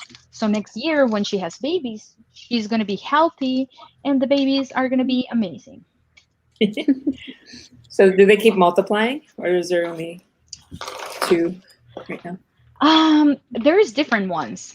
I don't know exactly how many because they kind of look the same, but we noticed that there's a different kind because it looks more like the face of a rat, but it's a squirrel because it has the body of a squirrel, but it's gray. but like the face is like a longer like rat face. That's a different one. That's a new one. She wasn't here at the beginning, and she looks mean. Like it looks like a city rat or something.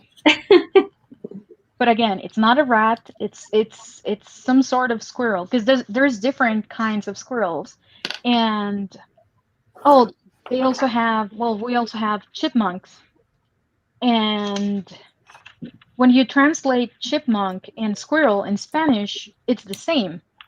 So when I was talking to friends and family, they were like, "But what kind of like squirrel?" And I was like, "Well, squirrel, squirrel." Mhm. And they were like, "Yeah, but your pictures are different. Like, what kind of squirrel is that?" They're squirrels. They're just squirrels. Like, if you translate squirrel and chipmunk, it's the same. It's a squirrel. But if you tell someone here squirrel and chipmunk, in your head, you know exactly what you're talking about. Like a squirrel, it's a bigger one, and then chipmunk doesn't have like the long tail and the fluffy. Chipmunks are smaller. It's so funny how the little animals keep us company and keep us like sane in times like this. Oh yeah. They're like your pets now, Jimena. Yes, they're my babies. I need to feed them every day. I'm gonna be spending all my money on nuts. Oh, it was funny because the other way Christian was grabbing some nuts because he likes nuts, and he was like, "Oh, I'm gonna give them some to the squirrels," and I was like, "Yeah." I was like, "But don't grab the good ones.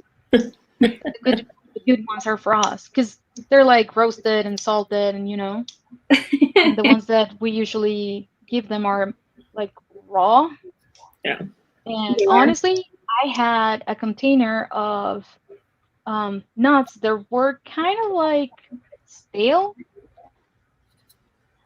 and I wouldn't eat them just because they smell like fat, like stale fat. But they like them. I mean, you could still eat them, but I have an issue with smells. Yeah. And they didn't seem to care. They ate them perfectly fine. Raw is not always. I feel like they're never that great raw, but no, they're good not. For squirrels. Speaking of spending money on pets, I don't know if any of you have ever had a rabbit. Oh, Jessica has. Jessica's a rabbit. Oh, you have a Jessica Rabbit. Yeah. I don't know how I didn't make that connection. But my bunny used to, I don't know what happened. She got sick one time, so she doesn't need it anymore. But she used to eat like a big bowl of salad every day. like, and I would get her fresh. I would get her fresh lettuce, fresh cilantro. Like I would go grocery shopping. It was funny. Like twice a week. And like something happened at some point and she can't eat them like that anymore. She started having stomach problems with them, which is not normal for rabbits. But I only give her like a little bit now, every once in a while, not every day. But for a while it was like I'm like paying for like another person basically to be eating at least lunch every day because salad's not cheap. And wouldn't you say that you were feeding her sometimes like better foods than what you were eating? Because like the bunny was eating salads and lettuce. Yeah, it was. And then maybe you were having, I don't know, like a frozen dinner or something like that. Oh yeah. No, she got the good stuff. Yeah. Yeah, it's usually like that. We do love our I guess that's what happens with people that have kids. Because none of us have kids, so. Yes, that's true. We just need something else to obsess over.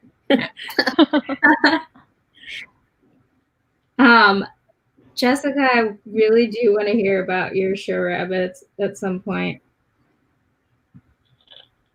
Maybe she's muted, but I Oh, really you're muted.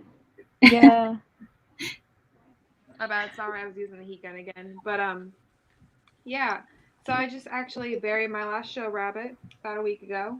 Mm. So I'm done with like all my rabbits that I had in 4-H. They're all gone, but I mean they're supposed to live like 5 years on average. This one, like all of mine lived through 9 or 10, so they were fine. Oh wow. yeah. Yeah, you know, I at one point I had like 40 rabbits I was taking care of at a time. You know, just Wow. raising them, and I don't know. There's really not much to tell. Like, what do you want to know about them? Well, the show part, I have not had a show rabbit. I've had just just regular rabbits. What's the difference? Or just Well, most of the ones that you get from pet stores are like mutts that breeders they messed up on or something. They bred 2 rabbits that shouldn't have been bred together, or they just weren't worthy of showing. But basically, like, I don't know, you have to have a certain like you have to have a rabbit pedigree. And with the rabbits I showed, they were Satins, and they're actually an Indiana breed. They're only about like 50 or 60 years old now, so they're still a pretty new like breed of rabbit. Yeah. And it's just like it's a lot of work. You have to keep an eye on like your pedigrees and stuff. Make sure you don't have any like interbreeding, especially with the ones that I had. You know, there was a couple mistakes. It happens. You know. Yeah. They breed like rabbits. You know. But yeah, they're just I don't know for showing. Yeah, they have different varieties. I think there's like maybe there was 49 varieties last I heard. There might be more. Wow, I didn't know that. Mm-hmm. If you go to like the state fair, you can go into the rabbit barn and you'll see like there's so many different varieties in there. I had to go to the state fair a few times and compete and take tests. So you take like an ambassador test because I always won rabbit ambassador. Or I did like a 1 rabbit showmanship, so I had to know how to like show a rabbit. Basically, you have to like flip it over, look it over, and you know tell the judge how you would like how to judge it. There's a book. It's a standard of perfection for rabbits, and they have to look a certain way. The ones I did, they had to look like little basketballs. When you sat them down, like half a basketball, like very like strong. Like they were. I don't know how to explain it. Like meaty. Like, I hate to use that term, but meaty. And I mean, also they did taste good. So. No. Ones I raised, you could eat. Were yours weren't used for that though, right? Some of them. Some of them were. Oh, okay. And they were mean and they bit me and they weren't like show worthy. Be like, no. Are they for some reason I thought maybe if they were show rabbits they did like the jumping. No, my breed did. There are certain breeds that did. I'm trying to think of the kind of probably a tan rabbit. Those they hop across the table and they have to like run and jump a certain way. But yeah, like they have jumping rabbits like through the obstacle course. That's a whole different thing on its own. And I actually never saw it. Okay, that is kind of what I thought when you said show rabbits. No, my one's more just the regular 4-H standard. You know, you go and show them your animal, and the judge looks at it and goes, "Yep, yeah, that one's okay." You know, either you win or you don't. It all depends on the judge. Oh, all the things you never know about these animals. I remember, like when I first started it, I was like, "Yeah, it's not going to be that bad. It's not like it's horses or anything. It's actually horses are like it's so different. Like every animal in 4-H is a really different thing on its own." Oh yeah, for sure. First people are like, "Oh, rabbits, how hard can it be?" And I'm like, "You don't have to take care of 40, do you?" Like, I know, seriously, I feel like people don't realize how high maintenance rabbits are. Like they're not like guinea pigs or rats or, you know. No way. Rats. They're so sensitive too. You can't do anything to them without them freaking out. I know. I tried releasing some of mine because I didn't want them to be like butchered or anything. So I'm like, okay, you know, I'll release you in the wild. You'll be free. I come back an hour later and I pick them up because I'm like, why aren't you going anywhere? And they broke their back, and I don't know how they did that. They're in the same position I set them down in the yard in. Oh my gosh. So I'm like, well, Yeah. I tried to save you, and you sealed your own fate. There's a lot of vets. I feel like I can't find. I have one by me that will see rabbits, but most of them won't, just because of that. Because they can. And also, like, rabbits don't do well in surgery at all. They're very high risk. Yeah. How did you start it with the rabbits? Like, was it when you were a child, or did you used to live in a farm or something like that? No, I started as a child. Trying to think. My parents wanted me to be in a 4-H club, and I didn't. I don't know. I should have done something artistic, maybe like sewing. But they wanted me to learn responsibility. So like, okay, you can do rabbits. So what we did was we went to. They have like open shows, so like adults can show rabbits and stuff. Like it's actually a very big thing. I have a friend. He has like over 300 rabbits. Like that's what he does. And I actually met him by going to one of these open shows, and I bought my first rabbit from him. And it's just like it's a huge deal to do this stuff. Yeah, it sounds like a ton of work. Mm-hmm. I'm just like one is a lot of work. Well, I have one left, but we found her in our yard. But it was shortly after Easter a couple years ago. We think it was someone's Easter bunny, and they just threw her outside after Easter was over. And the poor thing, when she was just like so sad. People do that. So now we have her. Oh, that's good. Butter and cream, because she's like kind of like a golden speckled, but then she's white, so she looks like butter and cream. Oh, a friend of ours is saying hello from Mexico City. He's watching. Oh, thank you for watching. Hola, Buque. Yeah. So we're being watched in Mexico City. So amazing. Do some art with us. Is this friend an artist? Yeah, he's a very talented artist that we've been working with him for quite some time now. He is one of the most talented people that I've met in my life. Wow. Oh, actually, this is one of the pieces that he did for us for one of our toys that we made. Ooh. That's he cool. painted this by hand. Wow. This is one of the exclusive pieces that he did, and it's a series of 5. Well, actually, it's a series of 10, and so cool. 5 of them were exclusive for Mexico City, and 5 of them were exclusive for the U.S. And it's I don't know if you can see it, the little animal that is there. Yeah. With the yellow eye. Yeah. It's a Mexican animal. It's an ajolote. Oh yeah. And I feel like it's very popular right now. You get to see them everywhere. That's cool. And he is just super talented and super nice too. He's a good guy. Very cool. That's awesome. He also participated in the Mexican bingo that we're working on right now. It's the first card, and yeah, people, you should go check him out. He's really good. Nice. He's really talented. Actually, he has a toy that just came out, I think, this week. He was doing also some skulls for I don't remember if it was Halloween or Day of the Dead, but there's also like 5 exclusive skulls that you can get only in a store in New York. Nice. And I can't remember the name of the store, but I'll ask him. Cool. That's awesome. Yeah. That's so cool. Thank you for joining us.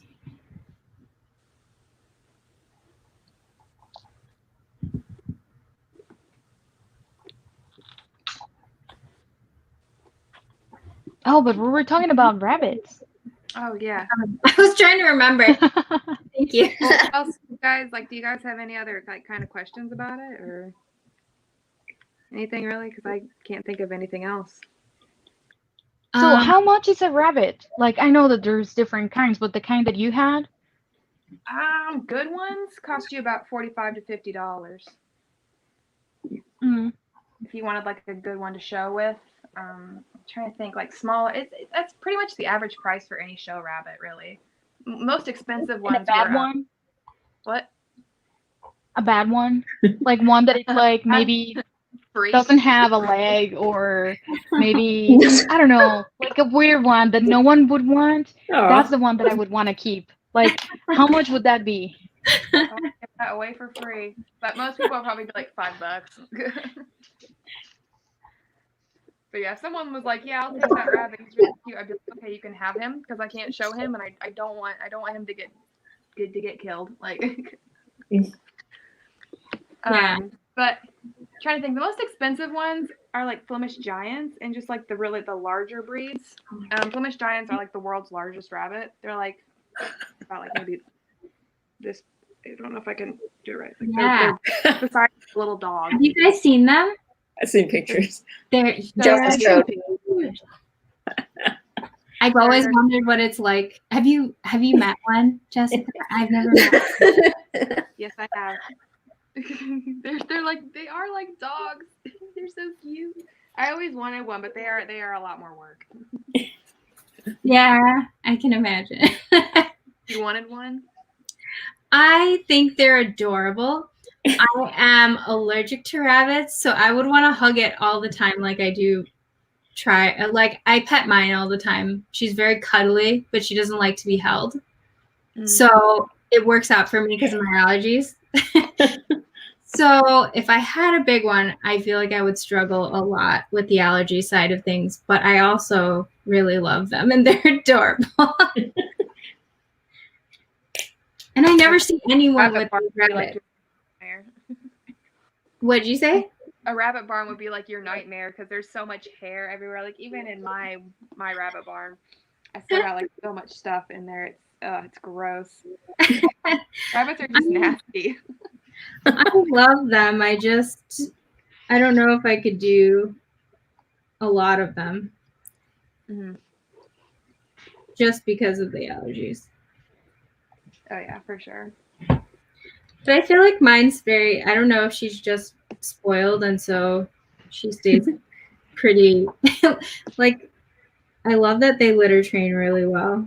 Oh yeah, like even in their cages that we had them in, like with the mesh net bottom or whatever, they would still like go in one area. Like they picked it, that's theirs. They will go in that section forever. Yeah, so funny. They're the easiest thing to house train.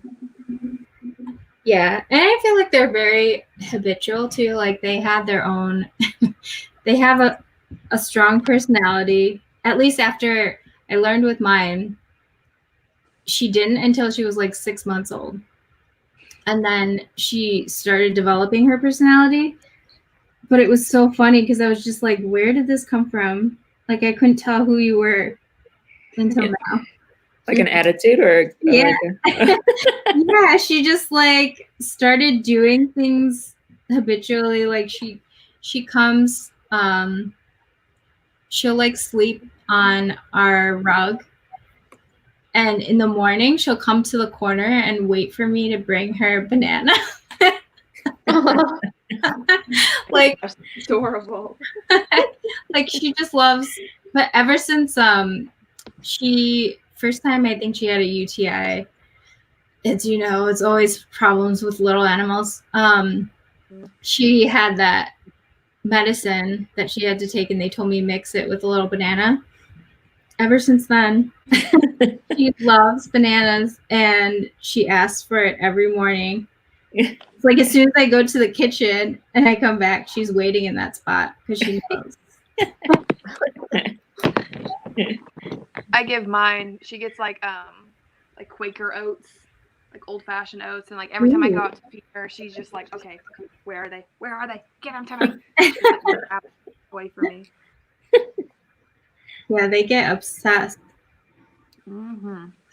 They know what's good. They do. I love bunnies. I want some like inside the house. I don't know if I'd ever want to do like adult open shows. I don't. Yeah, I think I'm kind of done with showing rabbits. Yeah, it's nice to have them as pets, though. Mhm. I agree. I can't bring one in right now because I'm afraid like our cats would be like, okay, that's either like one ugly cat or they would attack them. I don't know what they will like. Yeah, no, I hear you. I think I don't remember who I was telling, but I think I want to get, when we get a house, I really want to get a little puppy because I want it to be small enough that it can grow up with Panko, my bunny, and like think that it's its mom or something. Otherwise, I honestly think both of them would be in danger because one, dogs sometimes like learn to chase rabbits and then they don't get that habit out of them. And then with with her, she's like very territorial.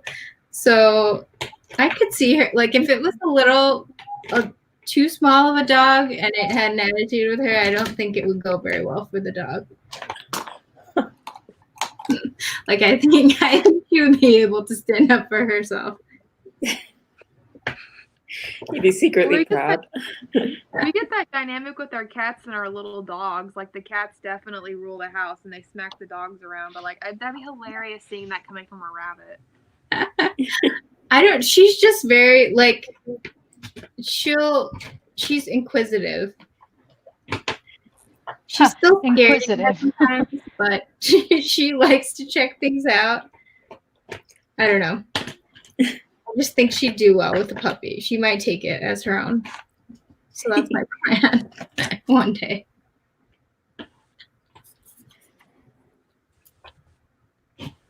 Yeah, I guess pets, it's one of those things that bring joy to our lives. Yes, definitely. Makes me wish. I miss raising baby bunnies. It was the best. Oh, It was so little. You are gonna have to get one, like a pet. How many babies can come out of a rabbit? Huh? How many babies can one like mama rabbit have? Ooh, well, she only has 8 dinner plates, but she can have like a lot of babies. The most we ever had one have was 11, and that's why you breed more than one rabbit at a time because you can foster. So like if a rabbit has too many and she can't feed them, they won't make it. But if another rabbit has too little, you can take the one that had too many and put it over, and most of the time they don't care or they don't notice. Wow. They'll just raise it.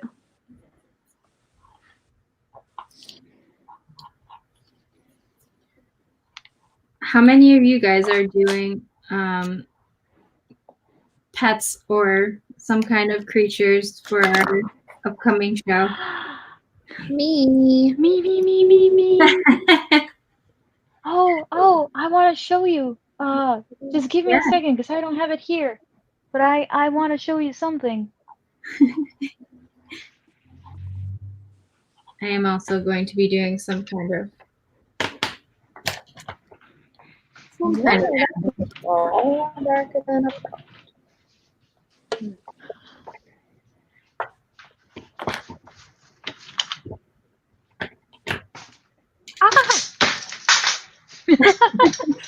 That was my phone. Jeez. I got so excited about showing you the little pet that I'm working on that I just dropped it.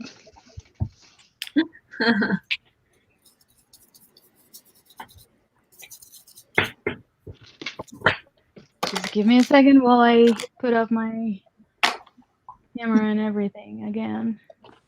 Are any of you guys selling anything for the next show? I'm selling prints for mine. Prints? Yeah, prints of it. Oh wait, what do you mean? The next one? No, that's what I'm asking. Yeah, if you're selling like prints, if you're doing actual pieces. Yeah, I'm selling prints. Maybe the piece. How's that working? Like, What? so we're selling the piece or prints, and then a percentage. How is that working? I don't know.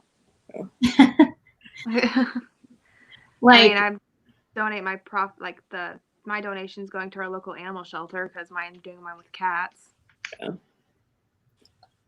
oh wait, you're not talking about what you're making right now, are you? No. No, not this one. No, the next Oh. show. Yeah.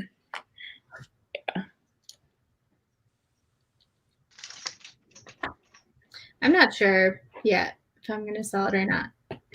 These are a little more personal than my last one, I think. But we'll see. I'll decide like the week of, as usual.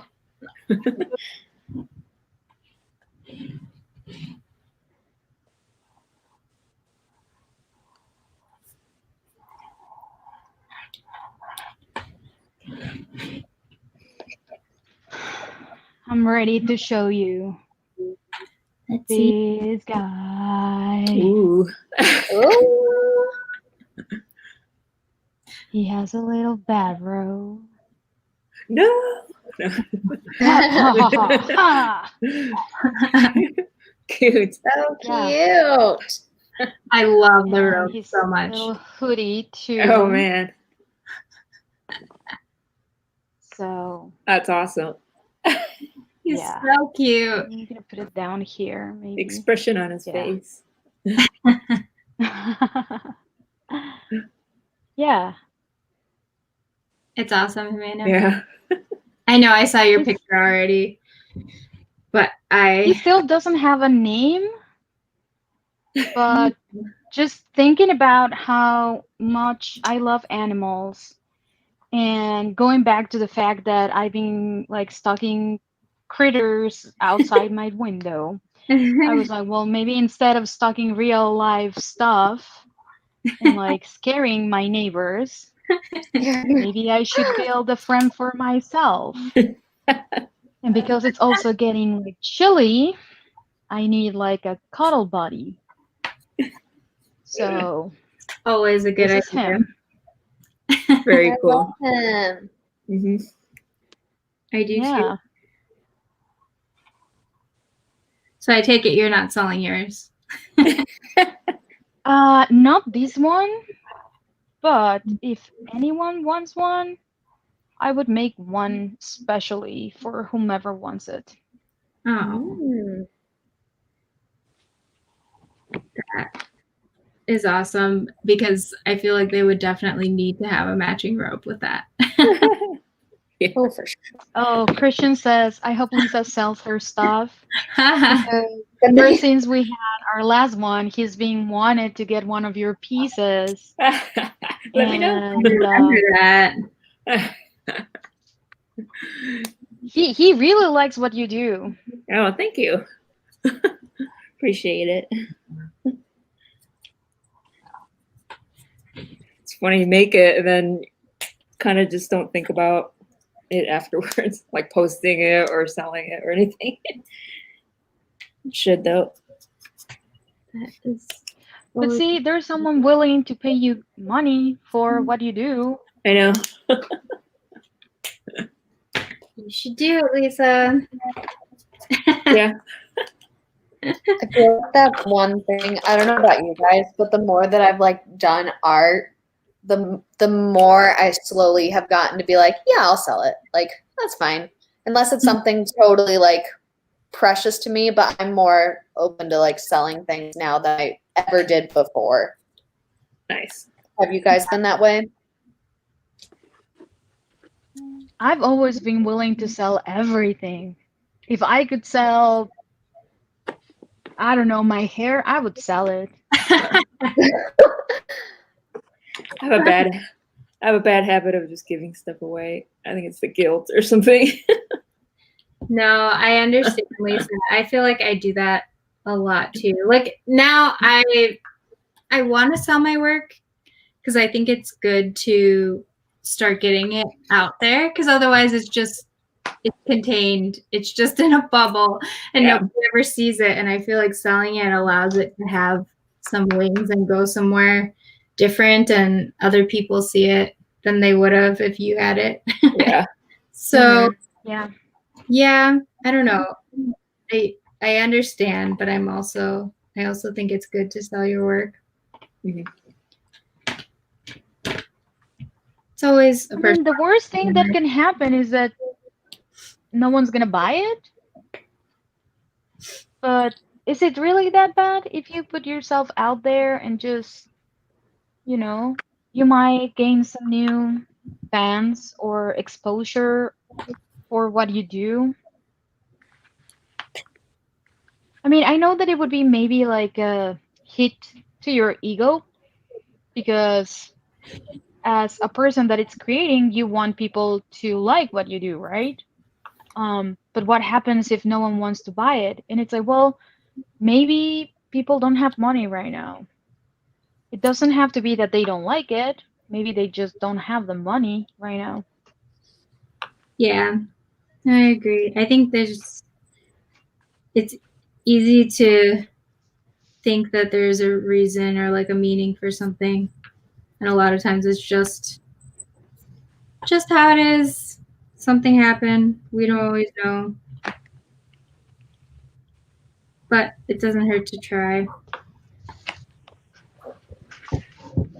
It's all you can do. Try. Right. Mhm. I think I mean, it again, worst case, no one's gonna get it, and it's gonna be sitting in your shelves or your walls. Is that really that bad? I don't think so.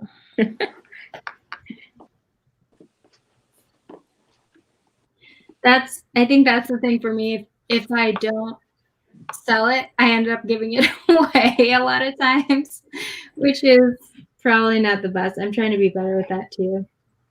Trying to be more Oh, but you intentional. know what? Even giving away your stuff, if someone is willing to display it, even if you're giving it away, why wouldn't you? I mean, I know that, I mean, you spend money on materials and your time and everything. But if someone is willing and someone is telling you, hey, I really like it, I want to display it at home or at my office or whatever, is that really that bad?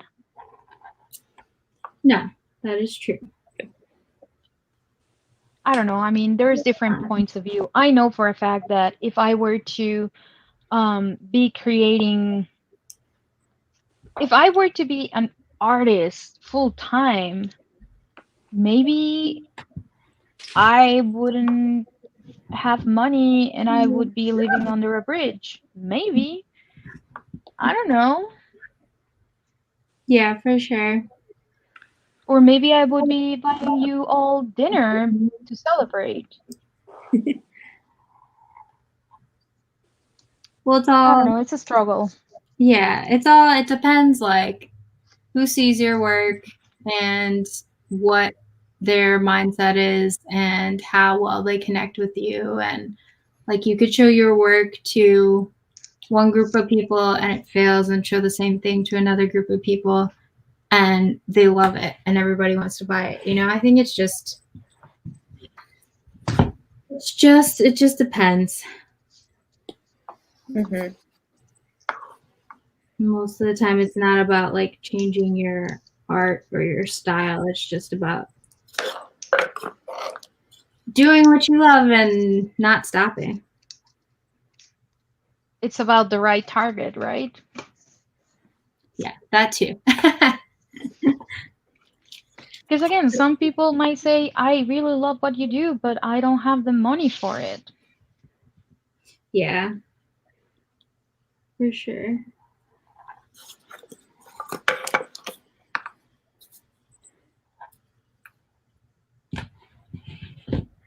For me, even though I would sell my mother, I don't do it because I want to make money. I do it because I like to do it. I'm not expecting um, a retribution. I'm not expecting to be making a living out of it, even though it would be amazing. But again, I don't put enough time and effort to make this my main thing. Like we talked before, it is a lot of like work to put yourself out there and being in social media and promoting your stuff and contacting people and, I don't know, going to stores or galleries or whatever it is. It's another full-time job. Oh, for sure. Well, anything you're passionate about is gonna be, right? Yeah. Even the rabbits, it's a full-time job. Those things eat every single day, and you need to make sure that they're alive. Definitely. But it's worth it.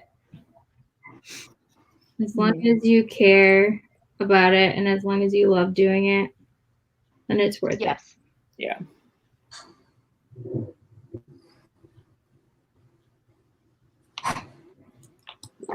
I don't know if I've asked you guys this. How have you all, like, how did you get into art? Probably watching my brother draw every day. and my cousin used to draw a lot too. Like as kids? Yeah. So I want to do what you do. You're the youngest of your family? Yeah. Yeah. Oh, Just have an yeah. older brother. And of course he says he can't draw now. Does he say that? He's probably one of the best. He probably hasn't drawn in a while, but I remember him being one of the best, like, at least concept and technical artists. Those are one of those, like, I want to do that kind of stuff. No, I've seen him. I've seen him draw, and he does good. He can't draw. Crazy. For me, I think it was when I was in high school, I wanted to be like a fine artist. And it was like at that time where they were asking you what you wanted to do when you went to college. And I asked one of my teachers, an art teacher that I had, like, what are the options and stuff like that. And I remember vividly, she asked me, like, are you rich? No. Are your parents rich? No. So don't go into art because you're going to starve. And I was like, damn. Ooh. Wow. So that really marked me because I was like, well, I don't want to starve. And I didn't really knew what art was. Like, I had different concepts and I knew that I liked different things, and I've seen movies and I've seen like paintings and stuff like that, but it was all very like self-taught, you know? I didn't really had a training at that moment.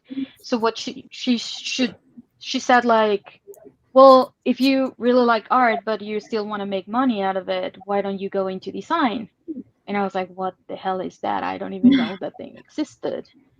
And she explained to me, and I was like, oh, okay, that sounds like something that I could do. So that's how I ended up in design and not like being a painter or a sculptor or something like that. I don't know. And then when I was older, I realized that you can be both. Yeah. You don't have to be one or the other. You can be whatever you want to be as long as you put the time and effort into it. And that's one of the reasons also why I like to be a part of After 5 Studio, because it's another way for me to create. And I'm also on the other side, because I'm also like talking to artists and managing stuff and doing different things that I usually don't do. Yeah. But I think you don't have to choose. I am very against telling kids, like 16-year-olds, what do you want to do for the rest of your life? You have to choose a career. You have to choose which college you want to go to. Because at that age, I feel like you don't even know what's going on with your life, with your body, let alone what you want to do for the rest of your life. Yeah. Because usually when you think about like what kind of career you want, it's going to be like a life choice, you know? It's not going to be like, oh, I'm going to try it for a year, and if it doesn't work, well, it doesn't work. It can work like that, but I mean, going into college, it's investing time and money. And again, I'm against telling our kids, hey, you're 17 years old, you haven't lived, but you have to choose what you want to do for the next 20, 30, 40 years of your life. Yeah. I feel like that's a decision that you would need to make when you're a little bit older, and also more experience. And in school, I feel like you need to be in touch with everything, not just one area, because then you will really know what you want to do. I know it's hard because there are so many things that a person can be, but I don't know. I feel like sometimes it's very limited what they teach you in that way. Like, you can either be a doctor or a lawyer, and those are kind of like the main things, or you can go into finance. But then that's it. Like, they don't really give you a lot of instruction if you want to be more on the creative side. Yeah, for sure. And How old even are you? for those that want to be like creative and doctors, you can be a doctor and you can be creative. You can be a lawyer and you can be creative. You can be a painter and you can be a pediatrician, Again, you don't have to be one or the other. Yeah. Oh, you were asking something, Lisa? Sorry, how old were you when that your teacher or whoever said that? I was in high school, so I was probably, I don't know, 16, Yeah. something like that. So that really marked me because I was like, Yeah. I was trying to make a decision for that was gonna last for the rest of my life, and I don't think I was ready for that because I didn't have all the information that I needed to make a decision that was that big. I mean, fortunately, I'm happy at what I do, who I am. Yeah. But also it's because I've been creating this path for myself. Yeah. At the very least, they shouldn't have told you what not to do. Like, if you told somebody not to do something. Yeah. But you know what? It's reality. Yeah. Unfortunately, it's something that is very real. Yeah. Because in art, sometimes if you don't have the resources or the connections, or you don't know the right people, then you're not going to be in a gallery. Right. And that's something that we're trying to fight against. You don't have to have a big name. You don't have to know the owner of the gallery to be able to put your work out there. You just have to be talented and just wanted to put yourself out there. Yeah. Yeah, that should be all that matters.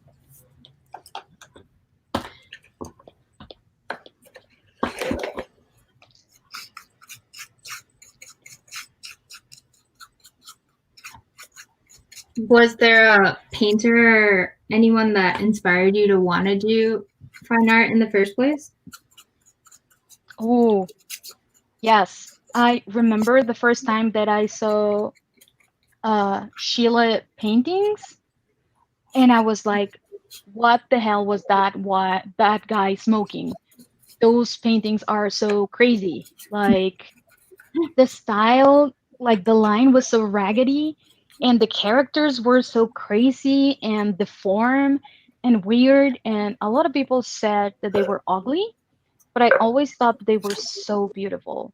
So Sheila is one of the painters that I really, really love. Yeah.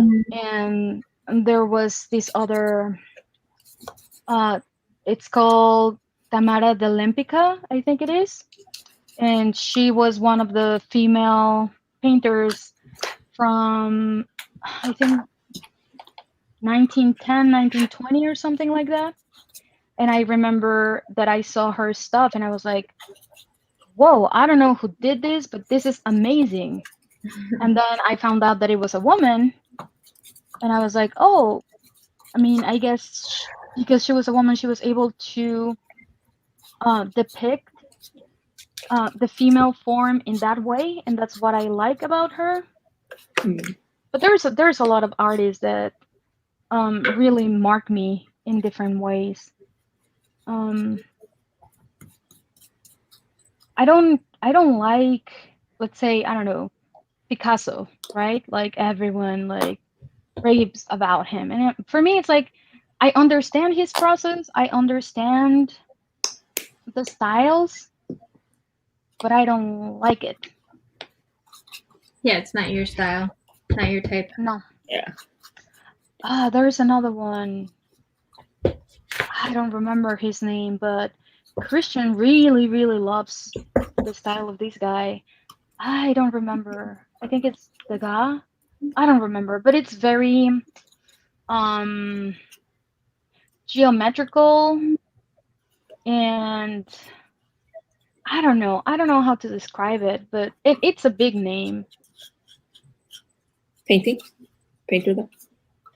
Yeah, it's a big painter. I can't recall the name of it. And for me, it's like, doesn't do anything to me. I mean, probably his paintings are worth millions of dollars, but Yeah, that's the thing. Well, Art is very subjective. yes, of course it is. You either connect or you don't. Right. So it should evoke something to you when you're watching whatever it is, but it's so personal what you're feeling when you're looking at something that I can't describe it, but you either connect or you don't. Yeah. Time and place or context also matters, I think. Oh yeah. Yeah. I mean, I can appreciate the technique. I can appreciate the context, as you were saying, of something that was made with certain resources or certain techniques. Yeah.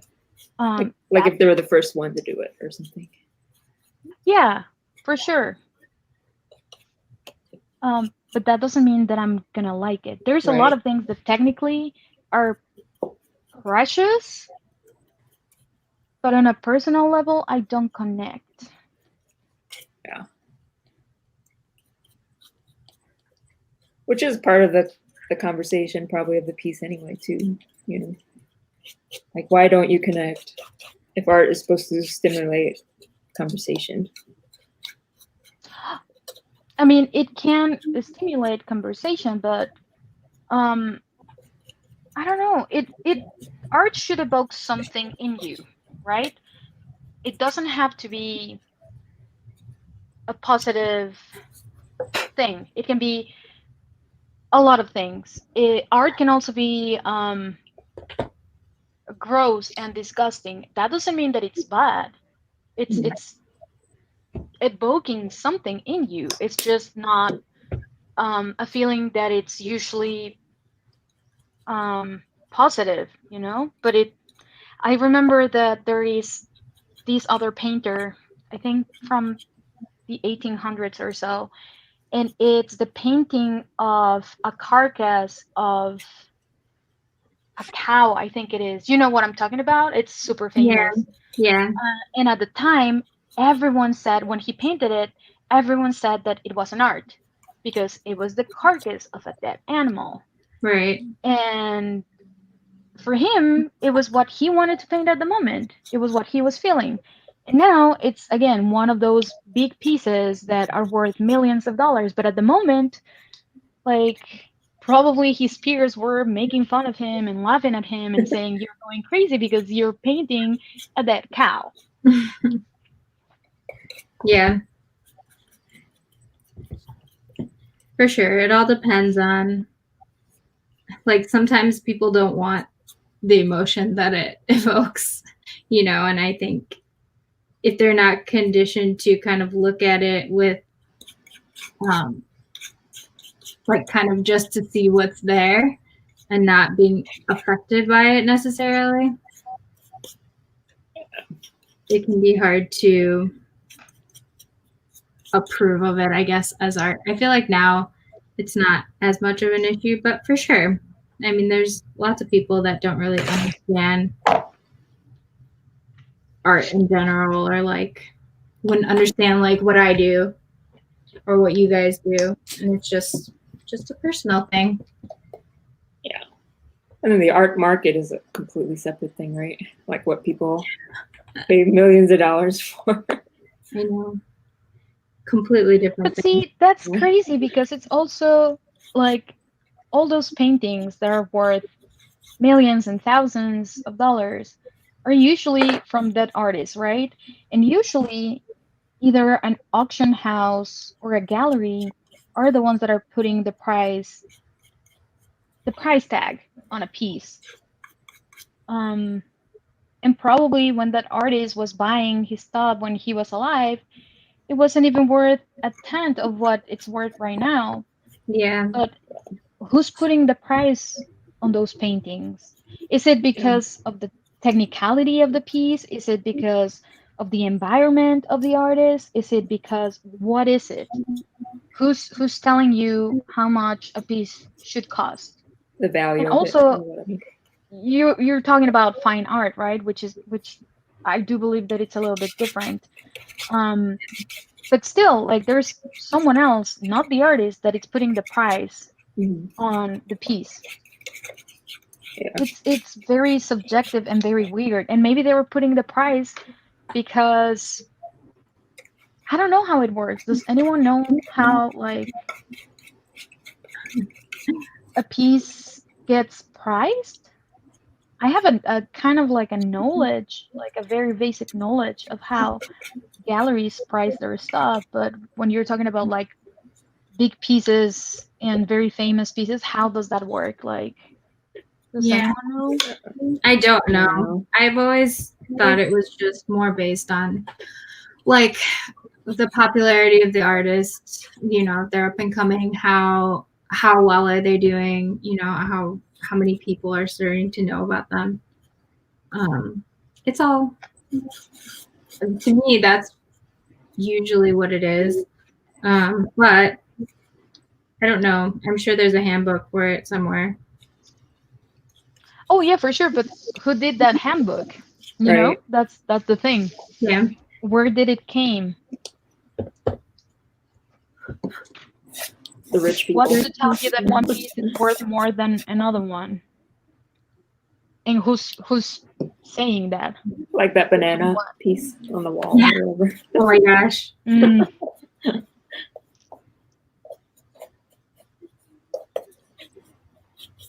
Yeah, those I do wonder. But even then, I feel like there's always someone well-known involved when it turns out to be something like that. Yeah.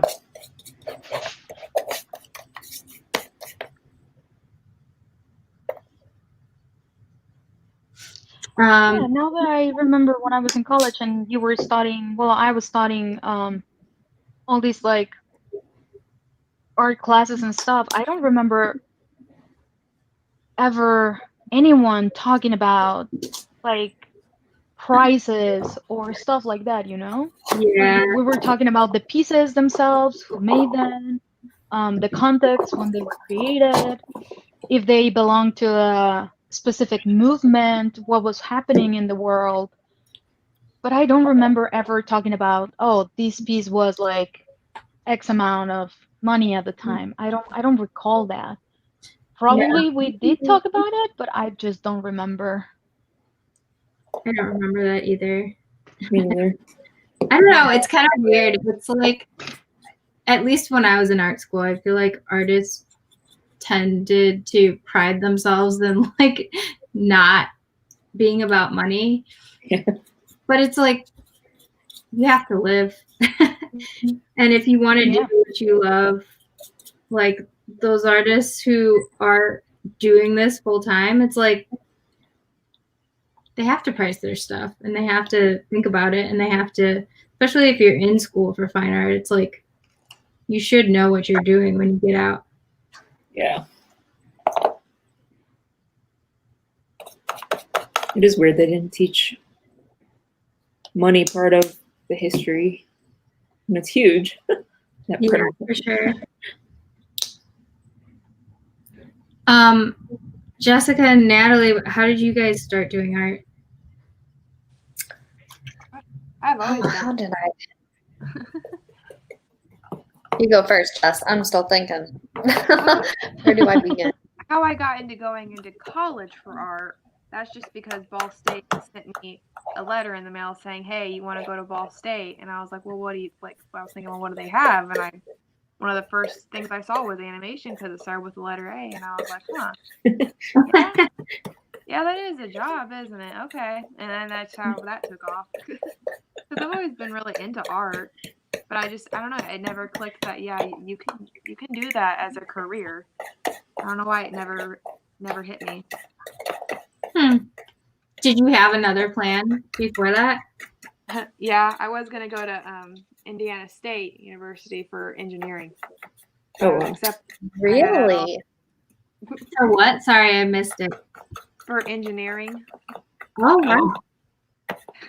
I had a way different plan. Yeah, sounds like it. It kind of I just kind of like got tossed into it. I was like, well, yeah, let's do it. No regrets, right? No, not really. I loved it. Yeah. Plus, I was able to meet Natalie, and then I was able to meet you guys. Aw. It all works out for a reason. Exactly. Mm, Did you graduate? Sorry. No, go for it. No, did you graduate recently? Me? Just yeah. Sorry. Yeah, 2019, alongside Natalie. Mhm. We're the babies. Oh, so you're friends. Yeah, we went Mhm. to college together. Yeah, For I some brought her reason, I in. thought you were friends with Peyton. Peyton is, you're talking about Kristen. She's getting married, Kristen. If you're watching Tomorrow. this, happy wedding weekend.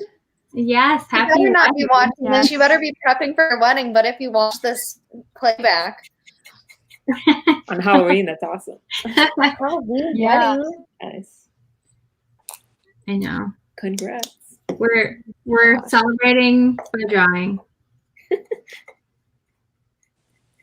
Yes. No, I know. I haven't heard from her all week, and I'm like, she must be so busy. Yes. Wedding stuff. How did you get into art, Natalie? I always had a really big passion for art. I think it just like naturally runs in my blood because my grandma painted and my great grandma was like big into painting. But I remember like taking classes at like, it was called the Art Barn, and we would do little projects when I was like teeny tiny, like painting, little sculpture, stuff like that. And then I would always do like art club at school, and I would do like art shows when I was younger. And so like naturally I just was very fortunate to be to have lots of opportunities to do art stuff throughout school, like when I was younger. And then high school, when like we had to start making the decision, I didn't know necessarily what I wanted to do because I didn't know all the different opportunities that graphic design like pertained, and I had no idea that really that was even a field. So like originally I was gonna just not abandon art, but just keep that as a hobby, and I was gonna go into architecture. And I got like accepted into Ball State's program because Ball State's really known for architecture, and that was going to be my plan. And just pursue that, which would have still been art, but just a much more technical form. And randomly, I got a note from the art school saying that they were going to have a portfolio review. And I was like, oh, that's kind of cool. I was like, I didn't really consider like painting, drawing, stuff like that. And I was like, well, I'll just go to like the portfolio review day. And then they had it was called the Visual Communications Department, which was graphic design. And I remember the professor showing packaging and logo work that they did. And they had posters like of my hometown up there because we are big and known for the Valparaiso Popcorn Festival. And so they had like posters on the wall, and I was like, oh my gosh, that's where we live. And I was like, I didn't know this was like a legit career that you could like draw and do painting and then make it into like digital and then combine and do packaging design and logo work. I was like, I do that all the time. I was like, that's so fun. And so then I went in for the portfolio review, had a near heart attack experience because they're like, you don't have everything you need. And I was like, I didn't know it was the last decision. And then they were like, but we'll still let you in. We really like the work that you brought. And I was like, oh my God, thank God. So then I ditched the architecture and just went straight into graphic design, and now use my painting and drawing abilities within my art that I do digitally now, and still paint and do stuff on the side to keep that going. And I've loved it. I've loved it ever since, and plan to continue. Nice. Yeah. Your logo collection on your Instagram is amazing. Oh, seriously? Thank you. Thank you. It was quite the task. Very, very daunting, but really excited. I'm trying to get back into a logo challenge. Actually, currently I have like 3 posted, but I've just been going at like a much slower pace than the first time around because that one was intense. It was insane what you did. It was just crazy. Yeah.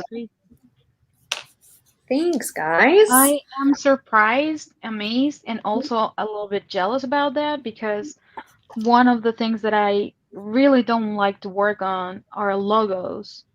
I think out of everything that I've done in my life as a designer, logos are, if you say the word logo and then my name, I can't. I think I'm really bad at doing them. I don't like them. I'm against them. No. But whenever I see someone that it's doing a good job, I'm like, oh my God, that looks amazing. I wish I could do that. And then I'm like, but it's a logo. No, you don't like logos. Don't do it. Don't do it. You're like, no, it's not worth it. It's not worth it. I mean, love I have logos. to do it, but I don't like it. I absolutely love them. I think it's such a fun challenge to be able to bring someone's like business, brand, product to life and be able to give them a visual identity that they to just like build off of. It's like a foundation. So it's so much fun to learn about them, what got them interested in the business, what inspired them to create a product, and then you just take all of that passion and then give them a visual, and when you nail it, it's like one of the most rewarding experiences ever. And I love it. Anytime I see a good logo, I'm like, oh, would Natalie like this? She appreciate. I think she would. I don't know. Would For she all of you approve? watching, totally will make logos. Just hit me up. Check out my Instagram. I love them. They're so much fun. Can put your Instagram in the chat, Natalie. Definitely look it up. The concept of fun and my concept of fun are not the same. I like the challenges. Like I love the problem solving aspect, I think, of design a lot. Because I like solving. I agree with that. Not necessarily, I guess not even necessarily just a problem, just like a gap in like someone's vision. I like filling it. Like I like being the problem solver solution to fill their gap that they can't fit themselves. That's a good way to think about it. Yeah. Yeah, no. I don't know. Whenever I have to work on one, I feel like I'm so against them that I know I'm gonna do so bad working on logos. And I've done a couple of logos that I really like. Like I end up saying, oh, this actually works pretty nicely. But just thinking about working on a logo, oh man, it puts me in a bad mood. Like I don't like it. I mean, I like to build a brand identity for sure, as long as I don't have to do the logo. But like you were saying, the logo is like the base for everything else. So for me, it's really hard because usually what you start with, it's the logo because everything else, it's growing from there. And for me, it's like, no.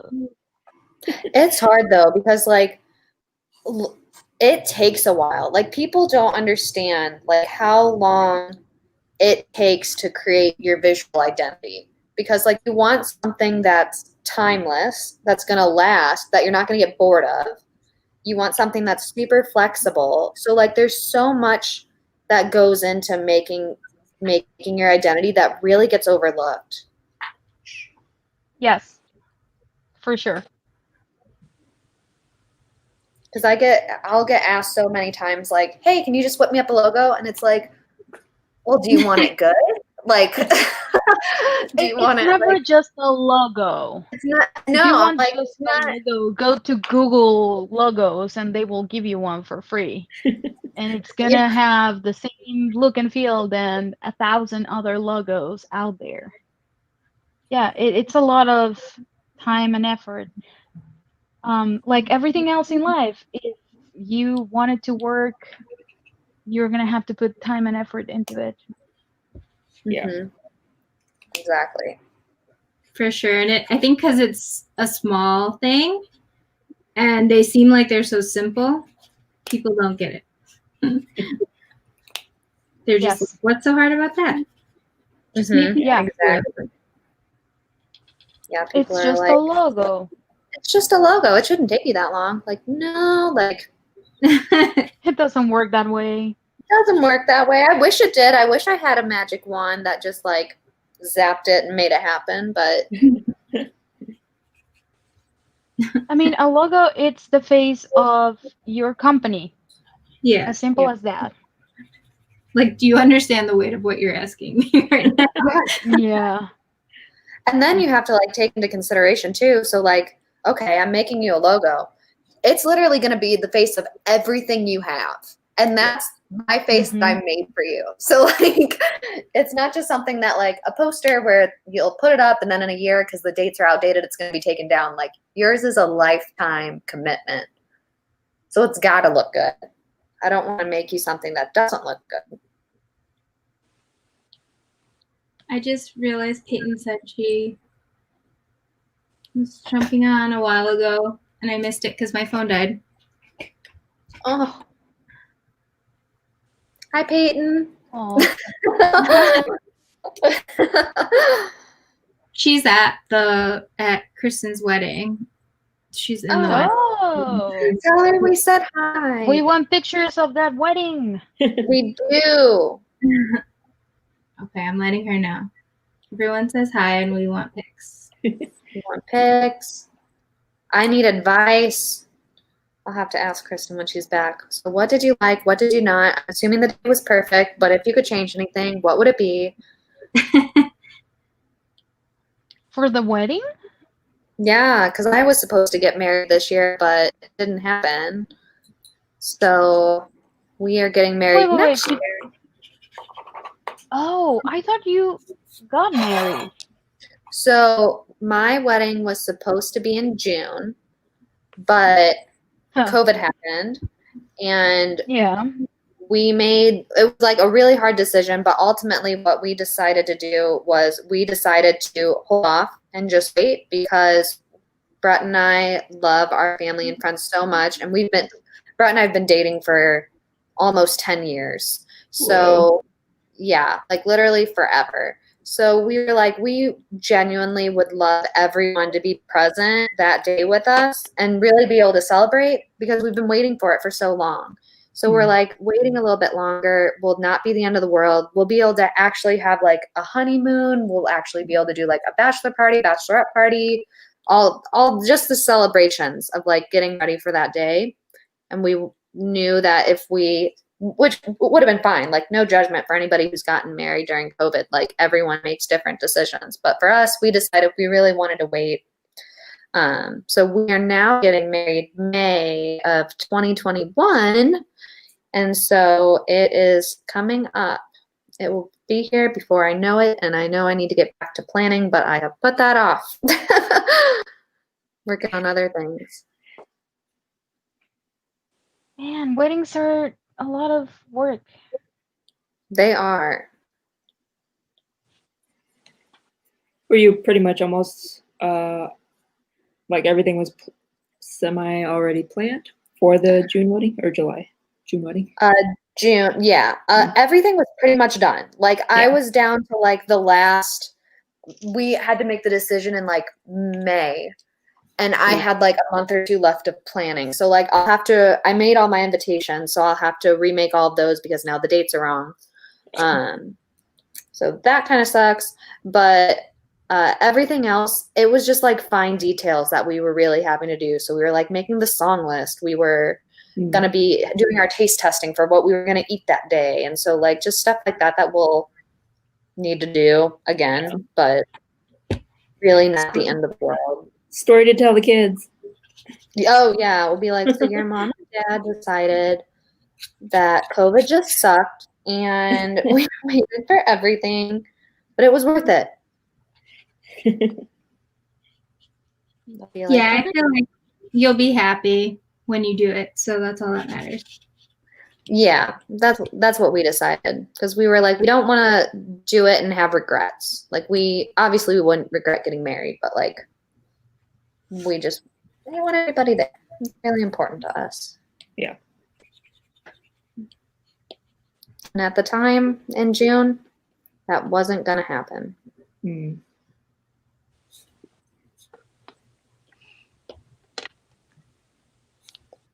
Oh, Meg said hi as well. Hi, Meg. Hi, Meg. Hello.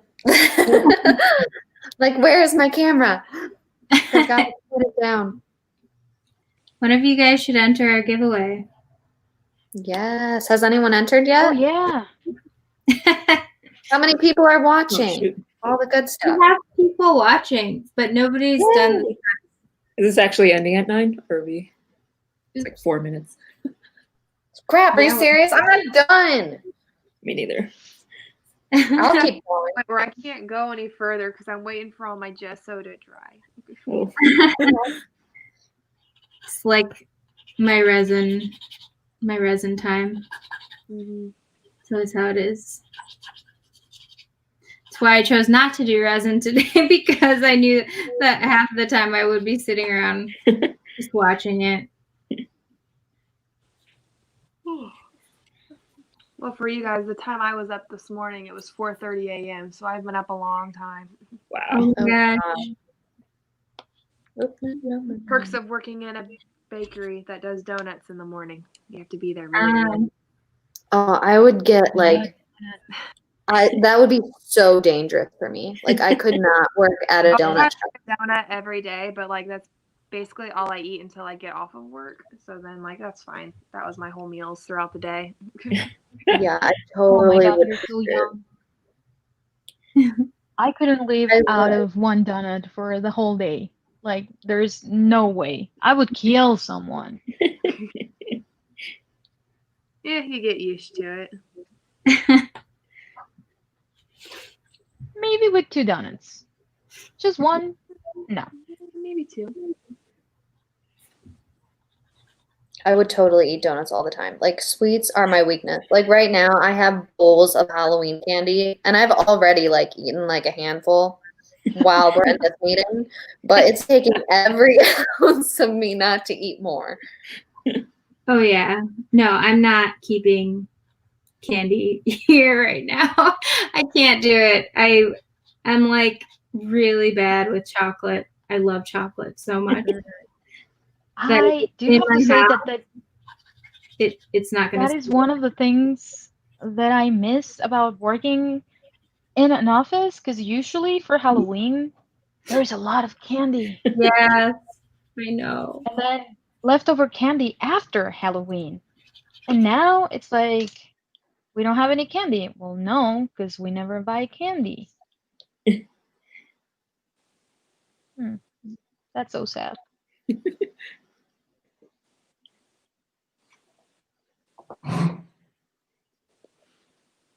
Yeah, I have a really big sweet tooth, and it's dangerous. Kit Kats and Reese's are my all-time favorite. Well, okay, so really Meltways are my favorite, but I feel like that's not like your everyday candy. So I'm gonna go for like my everyday candy. Have you never had Mint Meltway? I got really confused faces there. What is it? Yeah, what? Yeah. Candy mint? Oh my God.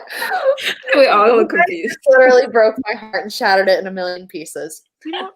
Mint Meltways are Fannie Mae candies, and they're little like mint chocolates that come in a white box. Oh. They're so, They're- thank you, Jess. They're amazing. They are the best. They're so good. So good. Highly recommend. Next time you're in like, oh, Walgreens, look down the candy aisle. They'll sell them like as one big piece, or you can buy like a box. Usually I buy them in boxes because, well, I have a problem. And so they're so good. The mints after like you eat at Bob Evans, aren't those like the takeaway mints or little Andes mints? Pretty Oh, sure. those are Andy's candies, and they are Oh. not the same. Oh, okay. Not the same. They're They are not not the the same. I'm sorry. People may like say like, oh, like Andy's candies are the same thing. No, they're wrong. Like they're so wrong that it's not even like worth your time to like argue because you're like, well, you're wrong. Like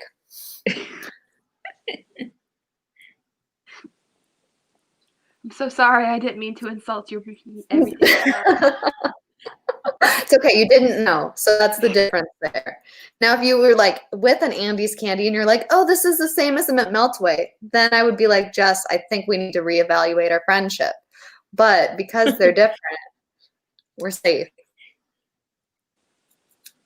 Let's say similar but different, or can we go similar, like the chocolate and mint? Sure, they're similar, but the quality is very different. So talking about candies and like snacks, what do you guys think about Chicago style popcorn, the cheese and caramel? The Gardine. What is it? Sometimes it works. It depends on like the caramel and the cheese. I've had one that was nasty before, and I didn't understand because I've had some that are delicious. I just don't know. All right, I know I'm going to be like probably the minority, but I don't like it. I'm a butter person all day, every day. And the more butter you put on the popcorn, the happier I am. Movie theater butter, right? Mm-hmm. Oh, I really don't. It doesn't matter. But, but yeah, movie theater butter all day, every day. I think you'd like the Jolly Time Ultimate Theater Style popcorn then, because that's the butteriest like microwave popcorn I've ever found in my life, and it's the only thing I will buy. I go to Rural King, so I buy like the 30-pack box of it. What's it called? Oh, yeah. Jolly Time Ultimate Theater Style butter popcorn. Ooh. That does sound delicious. Really, really good. It's the best I've ever found. Like the butter is dripping out of the bag. Oh, that's how you know it's good. Yeah, exactly.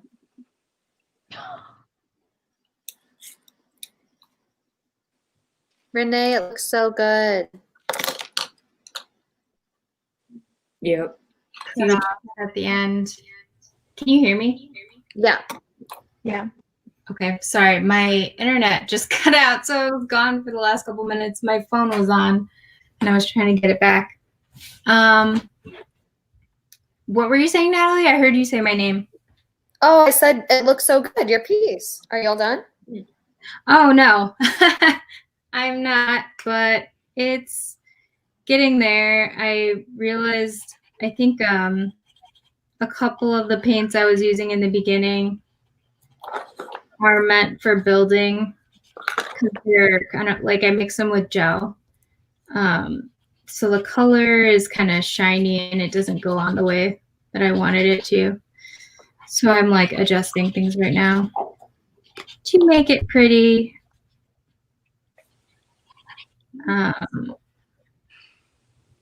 I just wish it was more Halloween. It was supposed to be.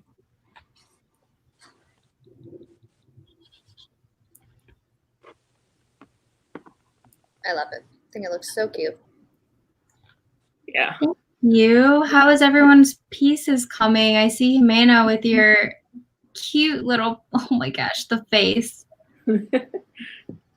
That's adorable. It's getting there. I'm halfway through closing it, and I just need to put some stuffing, and then it's gonna be done. It's gonna look cute, plump. Yes. Oh, did anyone do pumpkins? I totally forgot to ask. No. I went to the pumpkin patch and got some, and they're sitting on my porch, but I'm not a big carver. Oh, do you ever paint them? Yeah, I like painting them. I didn't this year. I did last year, but this year I just didn't have the motivation to do it. Yeah. But so they're just chilling. They're just chilling on my porch. Are the little animals eating them or no? No. So I live in a neighborhood. So I have like a house and stuff, and we have a big front porch, and so they just sit out there. The animals leave them all alone because they're on the front porch, not the back one.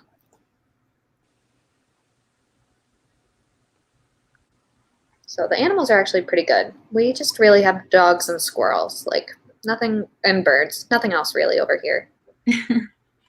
Pretty chill.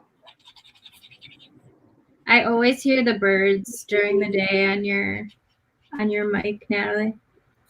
Yeah, it's like so peaceful. It sounds like it. I'm like, I never hear birds around here. Man, that's crazy. I can't imagine.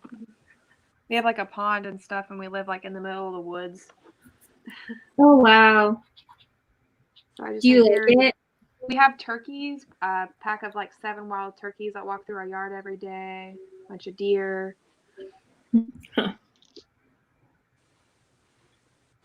Yeah, I feel like that can be good for you sometimes, that pace.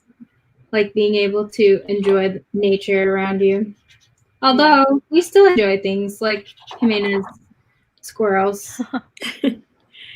Yeah. Well, I come from a big city, so the only nature that I got to see, if ever, was a rat, like a sewer rat. Oh my goodness.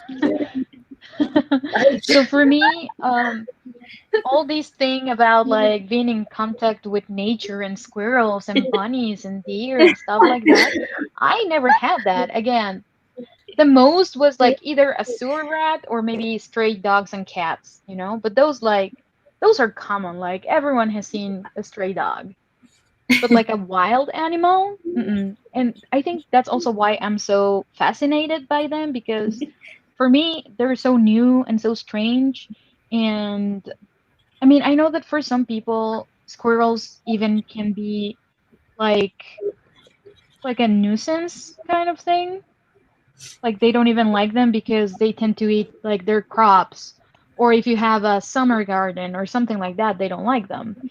But for me, it's like, oh my god, it's like I don't know, it's like looking through my window and watching a T-Rex. It's that exotic for me. Like a squirrel. It's that exotic. I love that. Yeah, like every day. If I were to see a sewer rat, I would be like, "What's up, man?" But like seeing a squirrel, it's like, "Oh my god, look at it! It's so fluffy. It's like nature." And you have mixed feelings about that rat squirrel one, right?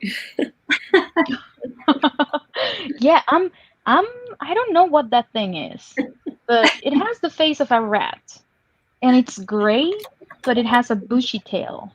I don't know. It looks What? mean. It actually looks mean. It must be some sort of squirrel, but I don't know. I don't know what kind. I don't even know how many kinds of squirrels there are out there, but it looks mean and menacing. And whenever she's around, the other ones, they just go. Like, they start hopping to get into the tree, and then they see her or it or him or whatever, and they just turn around and they go. They don't stay there. Huh.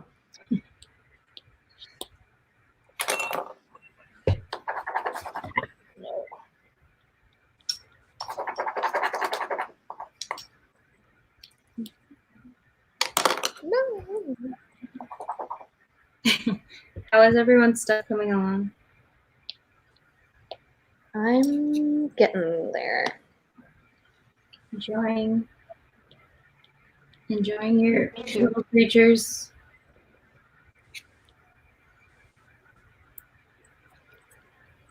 Still got so much to do.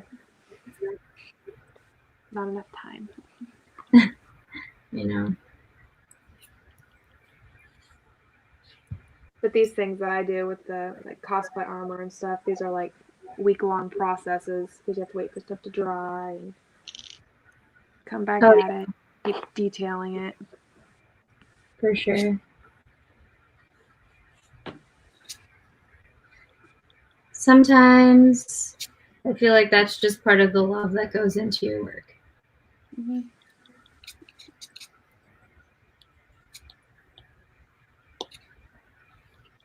Because not everyone would wait around for things like we do, I think. I don't even want to sometimes. I don't know how I deal with it. I know. I feel like there has to be some level of like commitment mentally to it already. Mm. Like if I'm not sold on what I'm doing yet, I can't do those kind of steps.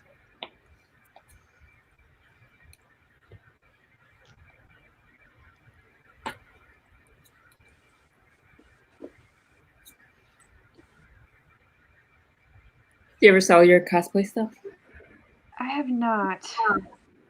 Not yet. I mean, of course, if I were to, I'd be like, yeah, that was $500. Thank you. I'll take that. It's not cheap. Yeah. I need to find a cheaper hobby. at least I consider the cosplay part a hobby. But you make it for yourself mostly, right? Yeah. Like I see an outfit from a TV show or something, and I'm like, yeah, I'm gonna make that. I don't care what it takes. Oh wow.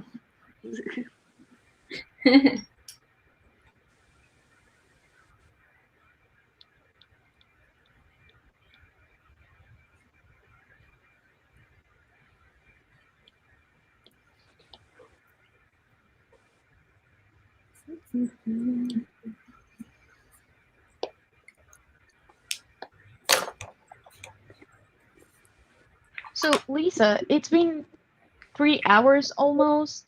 Yep. You're almost done. So, usually, how long does it take you to make one of those paintings for your food illustrations? It depends on how much I've messed up. Because some of them I'll start them and I'm to a point where there's too much, like, it's either starting over or just trying to keep fixing them. That's the most horrible feeling. Like right now I feel that way. I think it looks good. Just gonna say, I don't know what happened right here. You're supposed to be eating it, but it's not looking like that. But so this time I'm using the pen, which is usually my main thing, but I haven't been using it on Inktober because then it'll just last forever. Like it'll take me so long. But I've been trying to do it for this just because it's a more important piece, I guess. So this always takes me a long time, but it's the most satisfying. But if I was just to ink it, it could be anywhere from hour and a half to longer if I'm spending fixing it or something. I'm not a quick drawer. It's part of the goal though for the Inktober. It's just to be quicker. Yeah, that is a nice part about doing those exercises. for those challenges.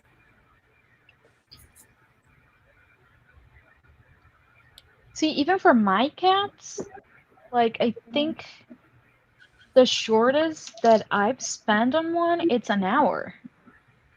It usually takes me about an hour and a half, 2 hours. Yeah. Yeah. Because I also add a lot of texture. So what I do is I start in Illustrator, I will make the shape, I will choose the colors, and then I will copy and paste that into Photoshop. And also if it's a simple shape, I do it in layers.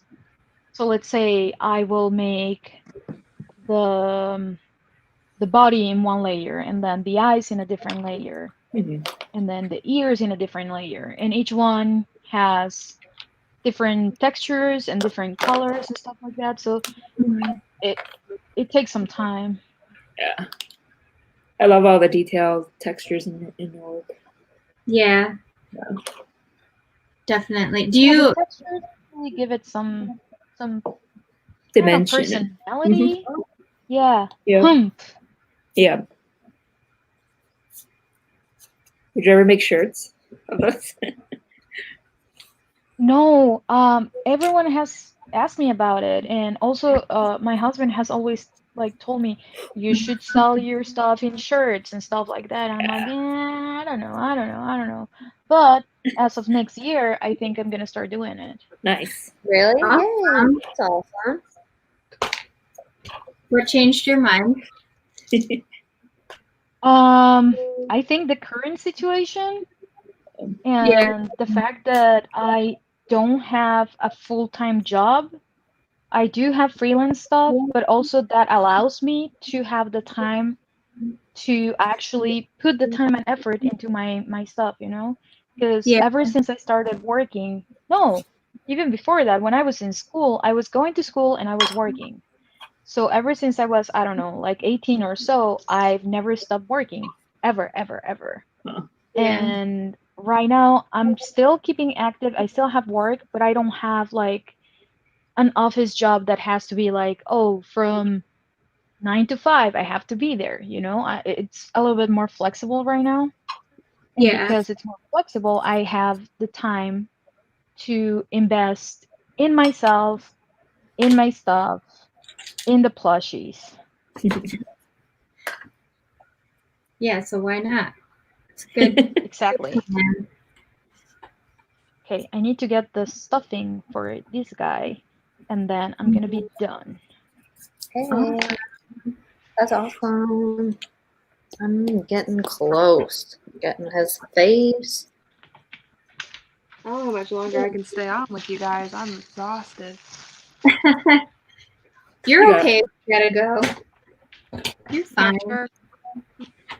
Yeah, you Yeah. got work in the morning. Yeah. You got to We're work just- and you're an hour ahead. Yeah. It looks so good. So Oh my it's, god. Oh, wow. it's 9:20. It's 10 o'clock my time. But yeah, I got this far with it. And I also started working on I made like a new She-Ra from Netflix. I decided I'd do like a new crown. I started on that one. So cool. Wow. That's awesome. And that's foam too? Yep. EVA foam. So cool. Thanks. It's taken me a long time to figure out how to use this stuff, but once you get the hang of it, it's pretty nice. It's like, what's it called? It's called foam smithing. There's like a lot of videos and stuff online about it. I've been researching for it. Nice. Cool. Did you teach yourself how to make all that? Yeah, pretty much self-taught. All this stuff. Very cool. Thank you. And all your guys' work, it looks amazing too. I love the cat plushie, and all of it is super cute. Thank you. Anyway. Thanks for Thank joining you. us. Thank you. I'll see you guys later. See ya. Bye. Bye.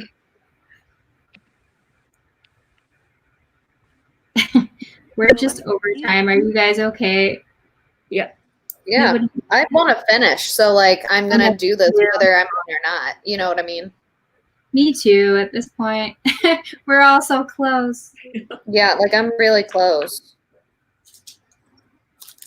I think I like would put detail all over this thing. I'm just trying to be simple enough that I can finish it in time. In some sort of time, even if not 3 hours.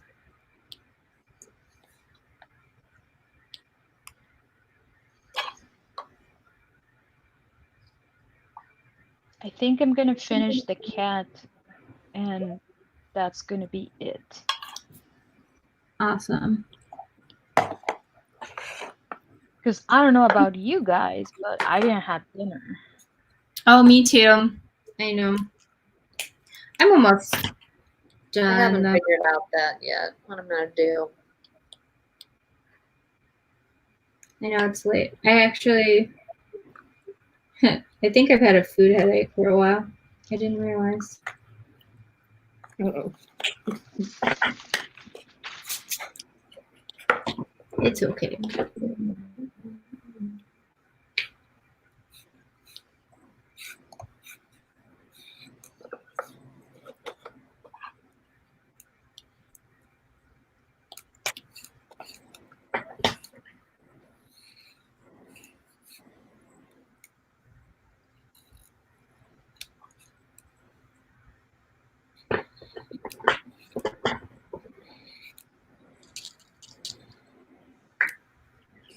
Also, Christian, if you have to go, let us know too.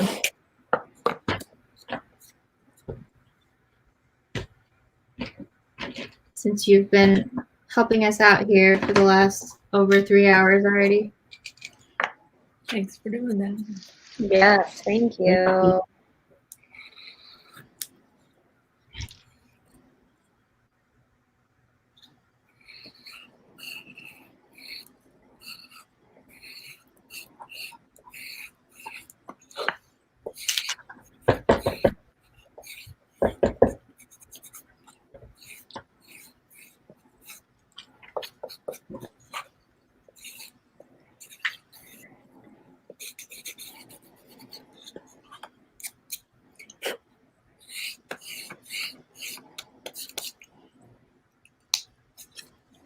Did we have anybody go for the prize? Are we saving it for another time? I think we might be saving it. That's okay. Yeah. We'll save it for our show. Yeah, that's a great idea.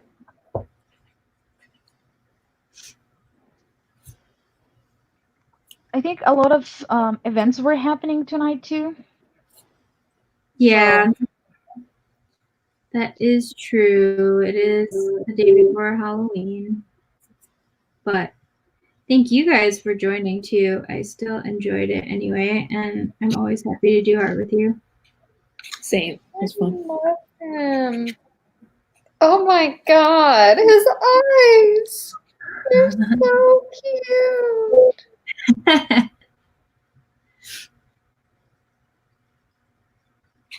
What kind of pen are you using, Lisa?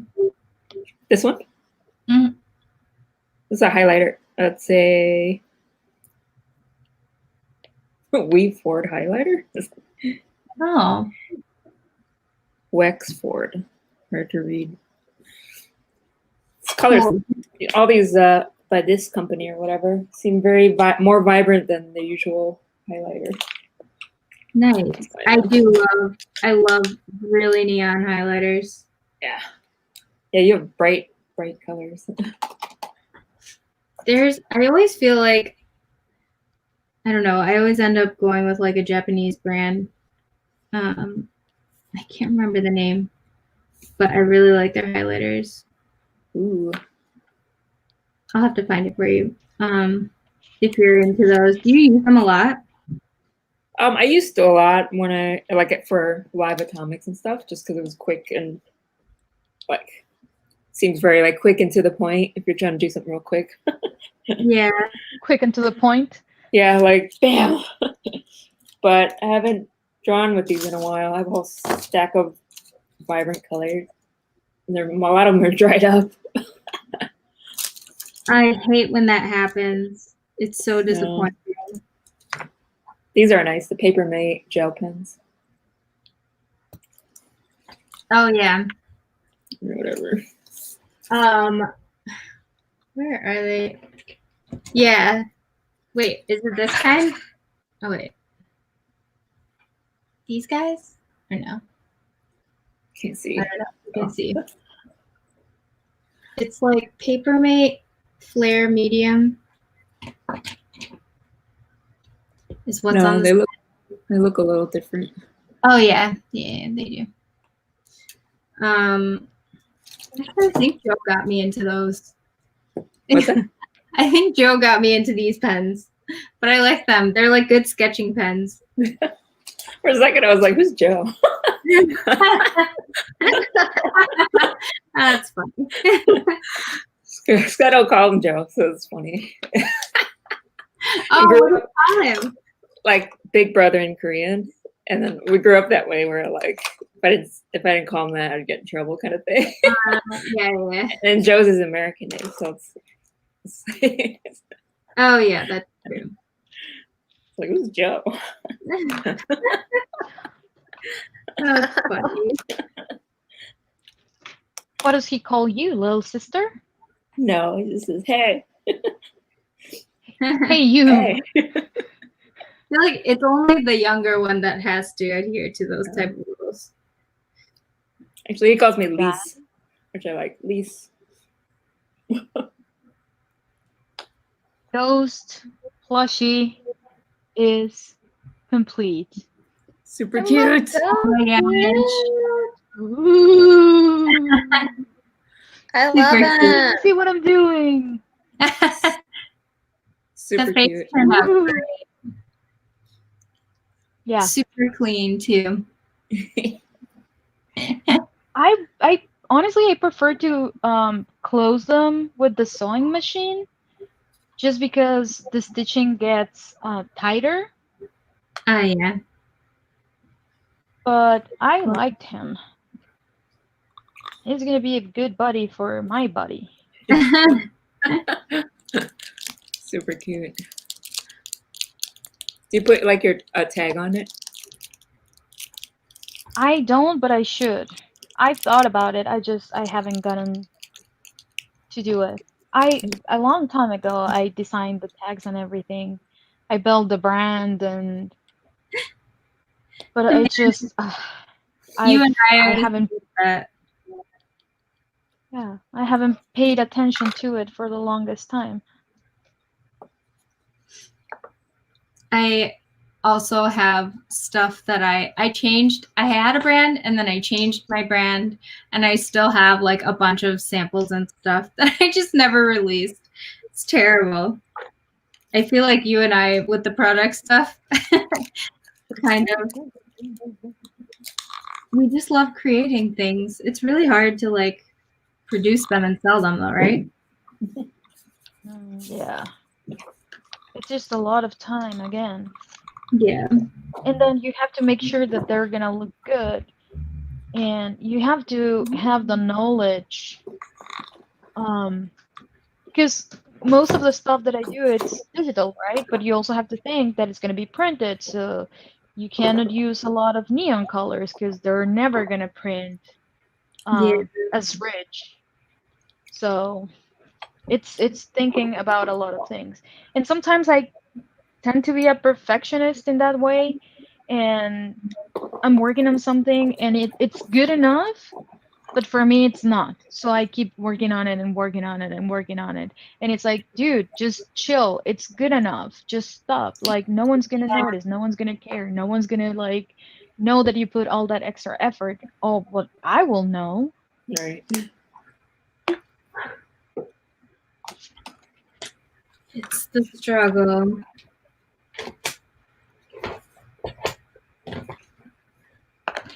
It is really hard to get past that.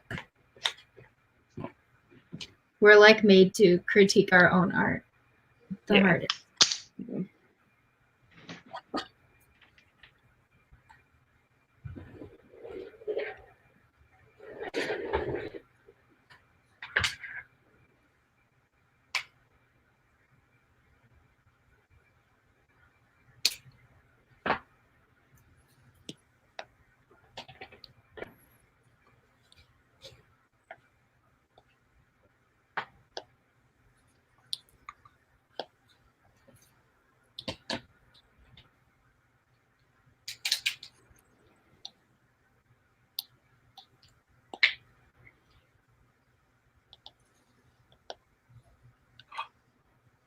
Did we have any messages on Instagram or YouTube? No, I don't think so. I mean, obviously a couple on YouTube, but hold on, I might use you guys on here.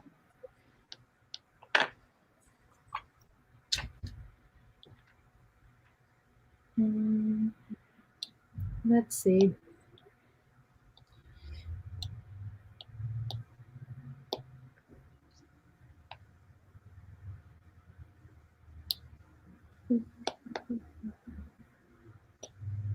No, I really think everybody is busy doing other things today. But you know what, guys? We did some fun art. And we have, oh, Meg says she's been watching.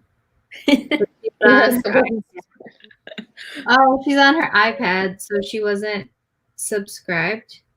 You don't have to subscribe if you're on an iPad. I didn't know that. Why isn't she drawing with us? Meg, are you drawing with us?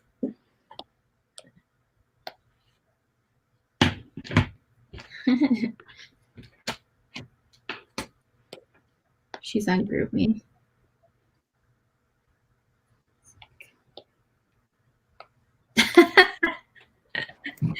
Oh my gosh. Meg, because I suck. Oh my goodness. No, No. you don't. I know. Meg, I got the happy light. Oh, This how camera. has it been?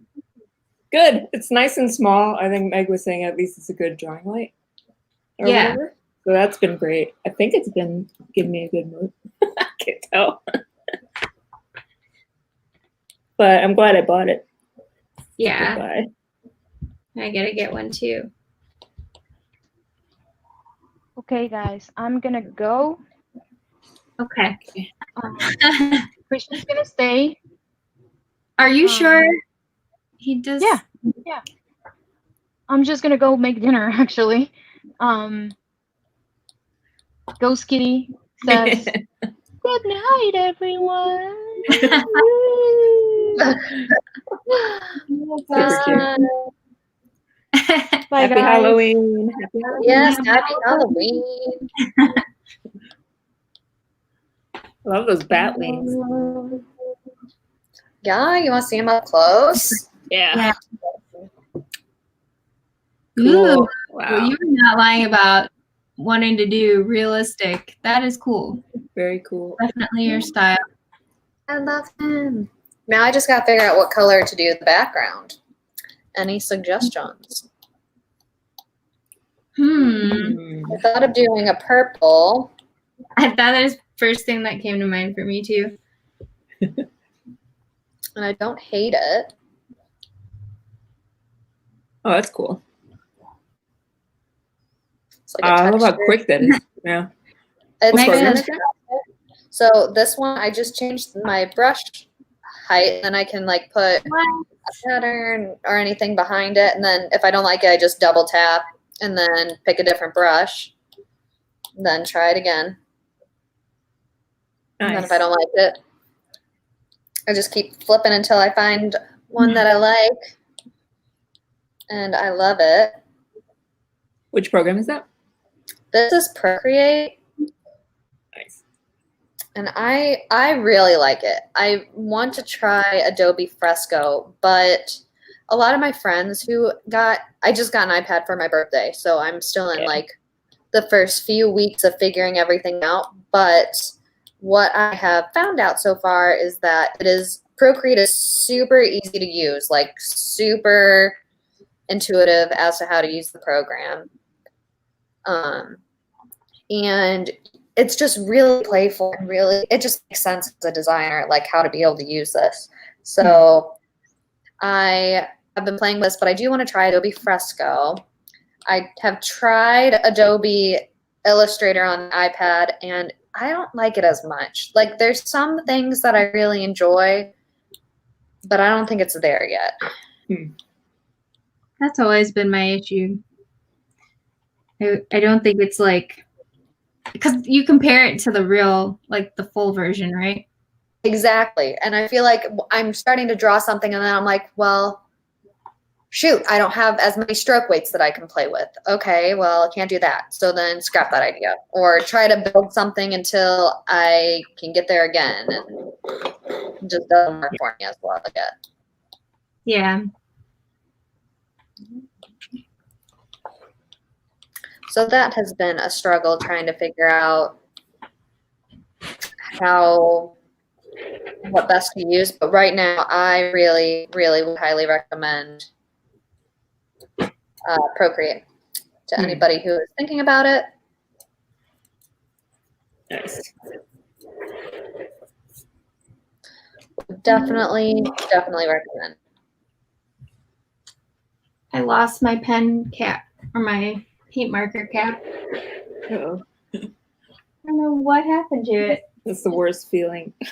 Disappeared. I'm like, it's gonna dry out. What do I do?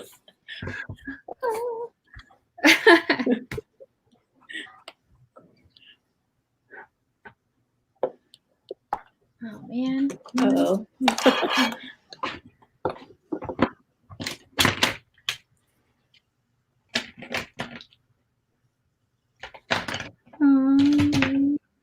Oh, Meg said red, by the way. Oh, red? Yes, if you haven't tried it. Ooh, No, I haven't tried red. that looks so good. Thanks. I love the color. Yeah. Oh, no. Meg, pick what you like. I love the colors. Doesn't look like a parsnip, but I'll probably dabble at it later. I really don't hate the red either. I like it. Thanks. Maybe I love all those gold details too. Oh, Meg says purple's better. Oh, that's cool. Dang it! There's a creepy deer behind you. What was that? She said Oh, she signed into the chat. I put it up for Halloween. This is my goat that I made. It's all string burlap that you like weave it through, and then I painted it and Oh, cool. Gosh. shade the top. He's super fun. He's kind of scary looking, but I thought it was like 3-dimensional behind you. he totally is for me. He totally is. Oh, cool. Wow. Like totally like play with the fur. Oh my Nice. gosh. But I thought he looked kind of like Halloweeny, so I was like, I'll bring him out and put him behind me as my backdrop. No, I saw that in the beginning and I was like wondering what it was and I forgot to ask you. Yep, I painted that. I painted that. The painting Oh, up wow. here. That one's mine. Nice. I love to paint. I put them all over my house. Nice. Very cool. Thanks. Oh, I Thank missed. Sorry, Oh, what did you mean? this is unrelated. I will say that. Go for it. I just missed one of Meg's messages. I'm sorry, Meg. She's asking, she said she wants to know how you say, how you call Joe in Korean. Like, how do you say brother? Big brother from a little sister is different than if I was a little brother. So I call him Oppa. Mhm. Oppa. Oppa. I love Korean dramas, so I am familiar, but that's like one of the few words that I can understand. I feel like Oppa has been taken out of context now. Like Oh, true. now like couples call each other that and stuff, which is weird. But I don't know what that's all about. Yeah. I think it's supposed to be endearing. Yeah. Like if my mom called my dad Oppa to make him feel young or something. Yeah. Cute.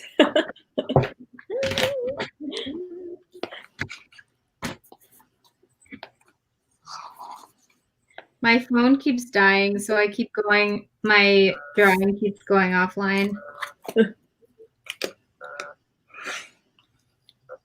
I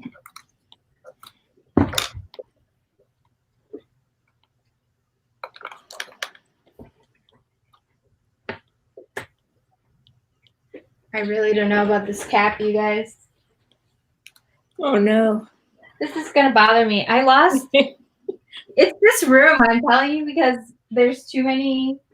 I have too many like things in here now. I lost my inhaler in here the other day. Oh no. I still can't find it, which is bad. Do you have another one? Oh, I found my cap though. No, I don't have another one. I know it's bad. I need to get another one. Priorities. Marker caps first. I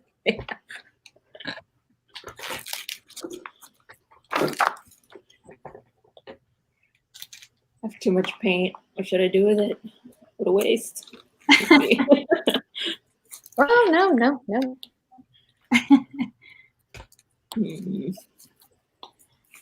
I put everything in these. Well, it's not for multiple colors though. I put everything in these little guys. Oh, nice. The glass. I have like different sizes of them. Mm-hmm. Or depending on what I'm painting. Acrylic? Yeah. They're like especially they dry out quicker than most because they're really like thin. The ones that I use normally. But I do like mixing them, so it just helps to keep them in there. They last for quite a while. They don't last for like I can just keep them in there for like months. Yeah. But they'll last for, weeks or a month.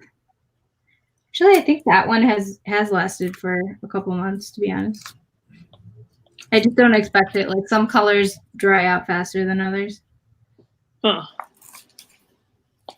I never understand.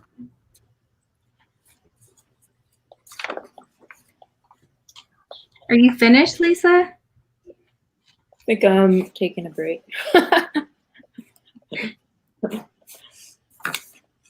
Oh no. Are you going back to it later? Maybe not completely 100% about it. Aw. I like it. I do too.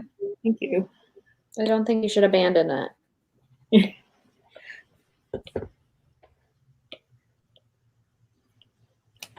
How often do you think you restart? Probably all the time. 90% of the time. Realistically, 90? Yeah, I'm usually feeling like I'm fixing something, but I'm trying to figure out how to not do that. I think planning better might help. Yeah, I feel like it's hard though because at least for me, I always feel like I want to go, like I want to move into the fun part of like, fleshing it out and like getting all the colors and the details on there. Yeah. But sometimes I like skip over the fact that my concept's not there yet. So I end up with that problem sometimes too. I understand.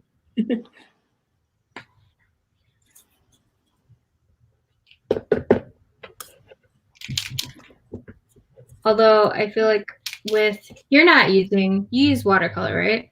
Or ink, one of the two. Inks, yeah, sometimes watercolor, but inks I like better. I guess with acrylics, I can paint over. So sometimes that saves me. So I don't start over, I just keep painting over. Yeah. Which is not always a good solution either, but that is what happens.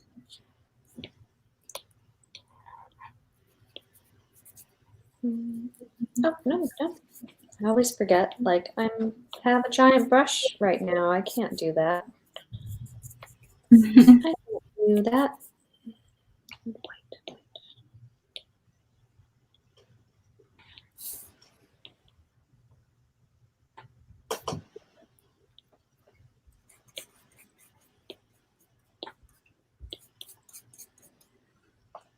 I feel like this is going to take a lot of work before I'm happy with it. All the best pieces do. Oops. I know. I just wanted this to be a quick one. Same. How big is your piece? It's only, I think it's like a, oh wait. I have my desk ruler. I think it's 10, oh no, it's only 8 by 8. Nice. That's pretty big. Man. Yeah, I should have probably gone smaller.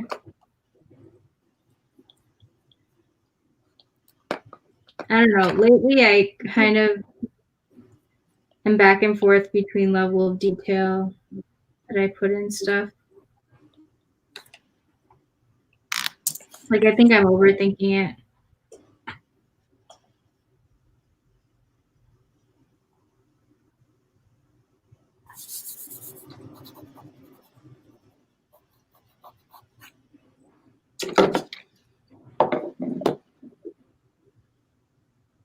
That is one thing too. I think with work, I'm so used to like editing down always that I apply it a lot to my.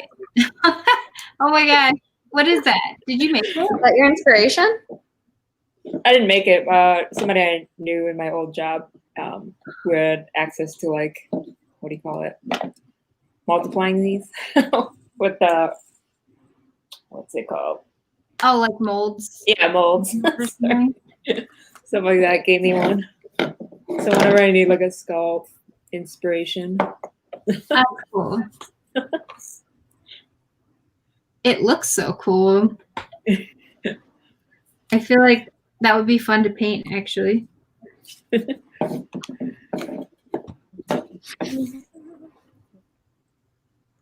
Sweet. I think I finished. What do you all think? Upside down. That's what it's supposed to be. So stupid. Nice. Very I cool. love the purple. You made it like, it feels like it goes back, which gives it a lot of, yeah. Nice. Awesome. Sweet. The wings look awesome, especially. Thanks. He's a fun guy hanging out. I get chocolate all over my face. Oopsies. Hey, I'm happy with him. He's pretty cute. Oh, I didn't realize Meg's been on. She got on. Nope. Where's your She got secretary? on? You need that secretary. Yeah, we do need in life, yes. Meg says, I've been with you in spirit / iPad. And she loves your cat. Thanks, Meg. I love him. I had to come up with like little names for him. Trying to decide what's a good bat name.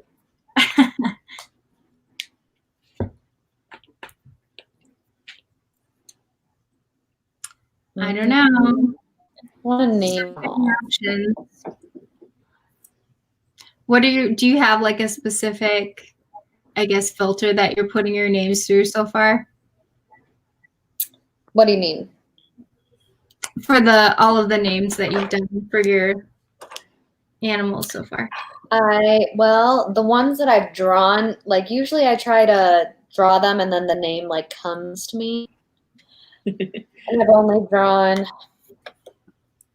I have the flamingo, which I haven't picked her name yet.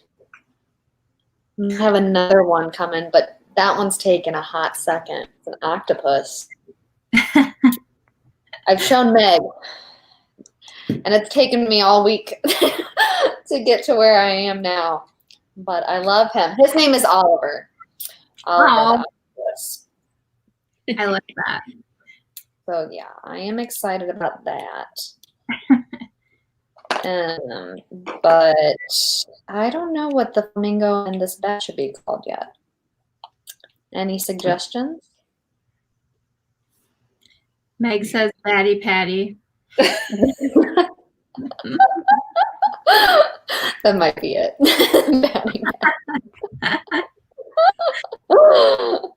Oh, that's hilarious. Not Batty, iPaddy. Oh, that's pretty good too. That is. Dang, you guys are full of them.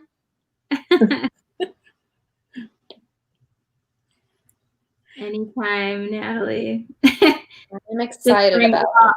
I didn't contribute, but just bring Lisa and Meg with you. Just Meg. I like that. So I'm excited. They're coming together. So excited. Awesome. One way or another. I think they're pretty cute. I think so too. Mm. Are you guys happy with your progress at least tonight? If not, your final piece. Getting there. I'm happy. Good. You have to be. Definitely took- Gotta be happy. Did you make that shirt? Oh, me? No. Yeah. This is from Korea. Okay. See a little friend sticking out. Yeah. Here. Well, can't see. Okay. Yeah. I think the brand is Groundwork. I don't know. I got obsessed with all of the clothes that I found over there. All of the nice brands with cute things and fluffy things. Nice. It's my style. Makes me happy. Cute. I forgot what I was saying, but I am not happy with it yet. But I have something at least at this point. I think it looks so cute. Very cool. Yeah, he looks like he's being eaten by all the little anemone people. And then there's a creepy one in the background. I think that's an eel. I don't know. Cool. Just something fun. Very I cool. enjoyed it. Yeah, this is fun. I really enjoyed it too. Thank you guys for hopping on. Thank you. Thank you. Meg, for watching us. Yes, go Meg. And Peyton, wherever she went, and everyone else who joined in that did not get in on the chat. And thank you to Christian, who has been on with us for like almost 4 hours. Man. Thank you. Sorry. Thank you so much. Thank you. Thank you, Christian. Yes, we're going to leave you alone now. Thank you guys for tuning in. We have an art show coming up, which we are all excited about. There's a few more of us in the show too, besides the artists that you saw tonight. But it's on November 20th at 7 p.m. So please follow our YouTube channel if you're interested and come watch our show. Thank you. Good. Thank you. Thank you. Bye. Happy Thank Halloween. you. Happy Halloween. Yeah. Happy Halloween. Happy Halloween.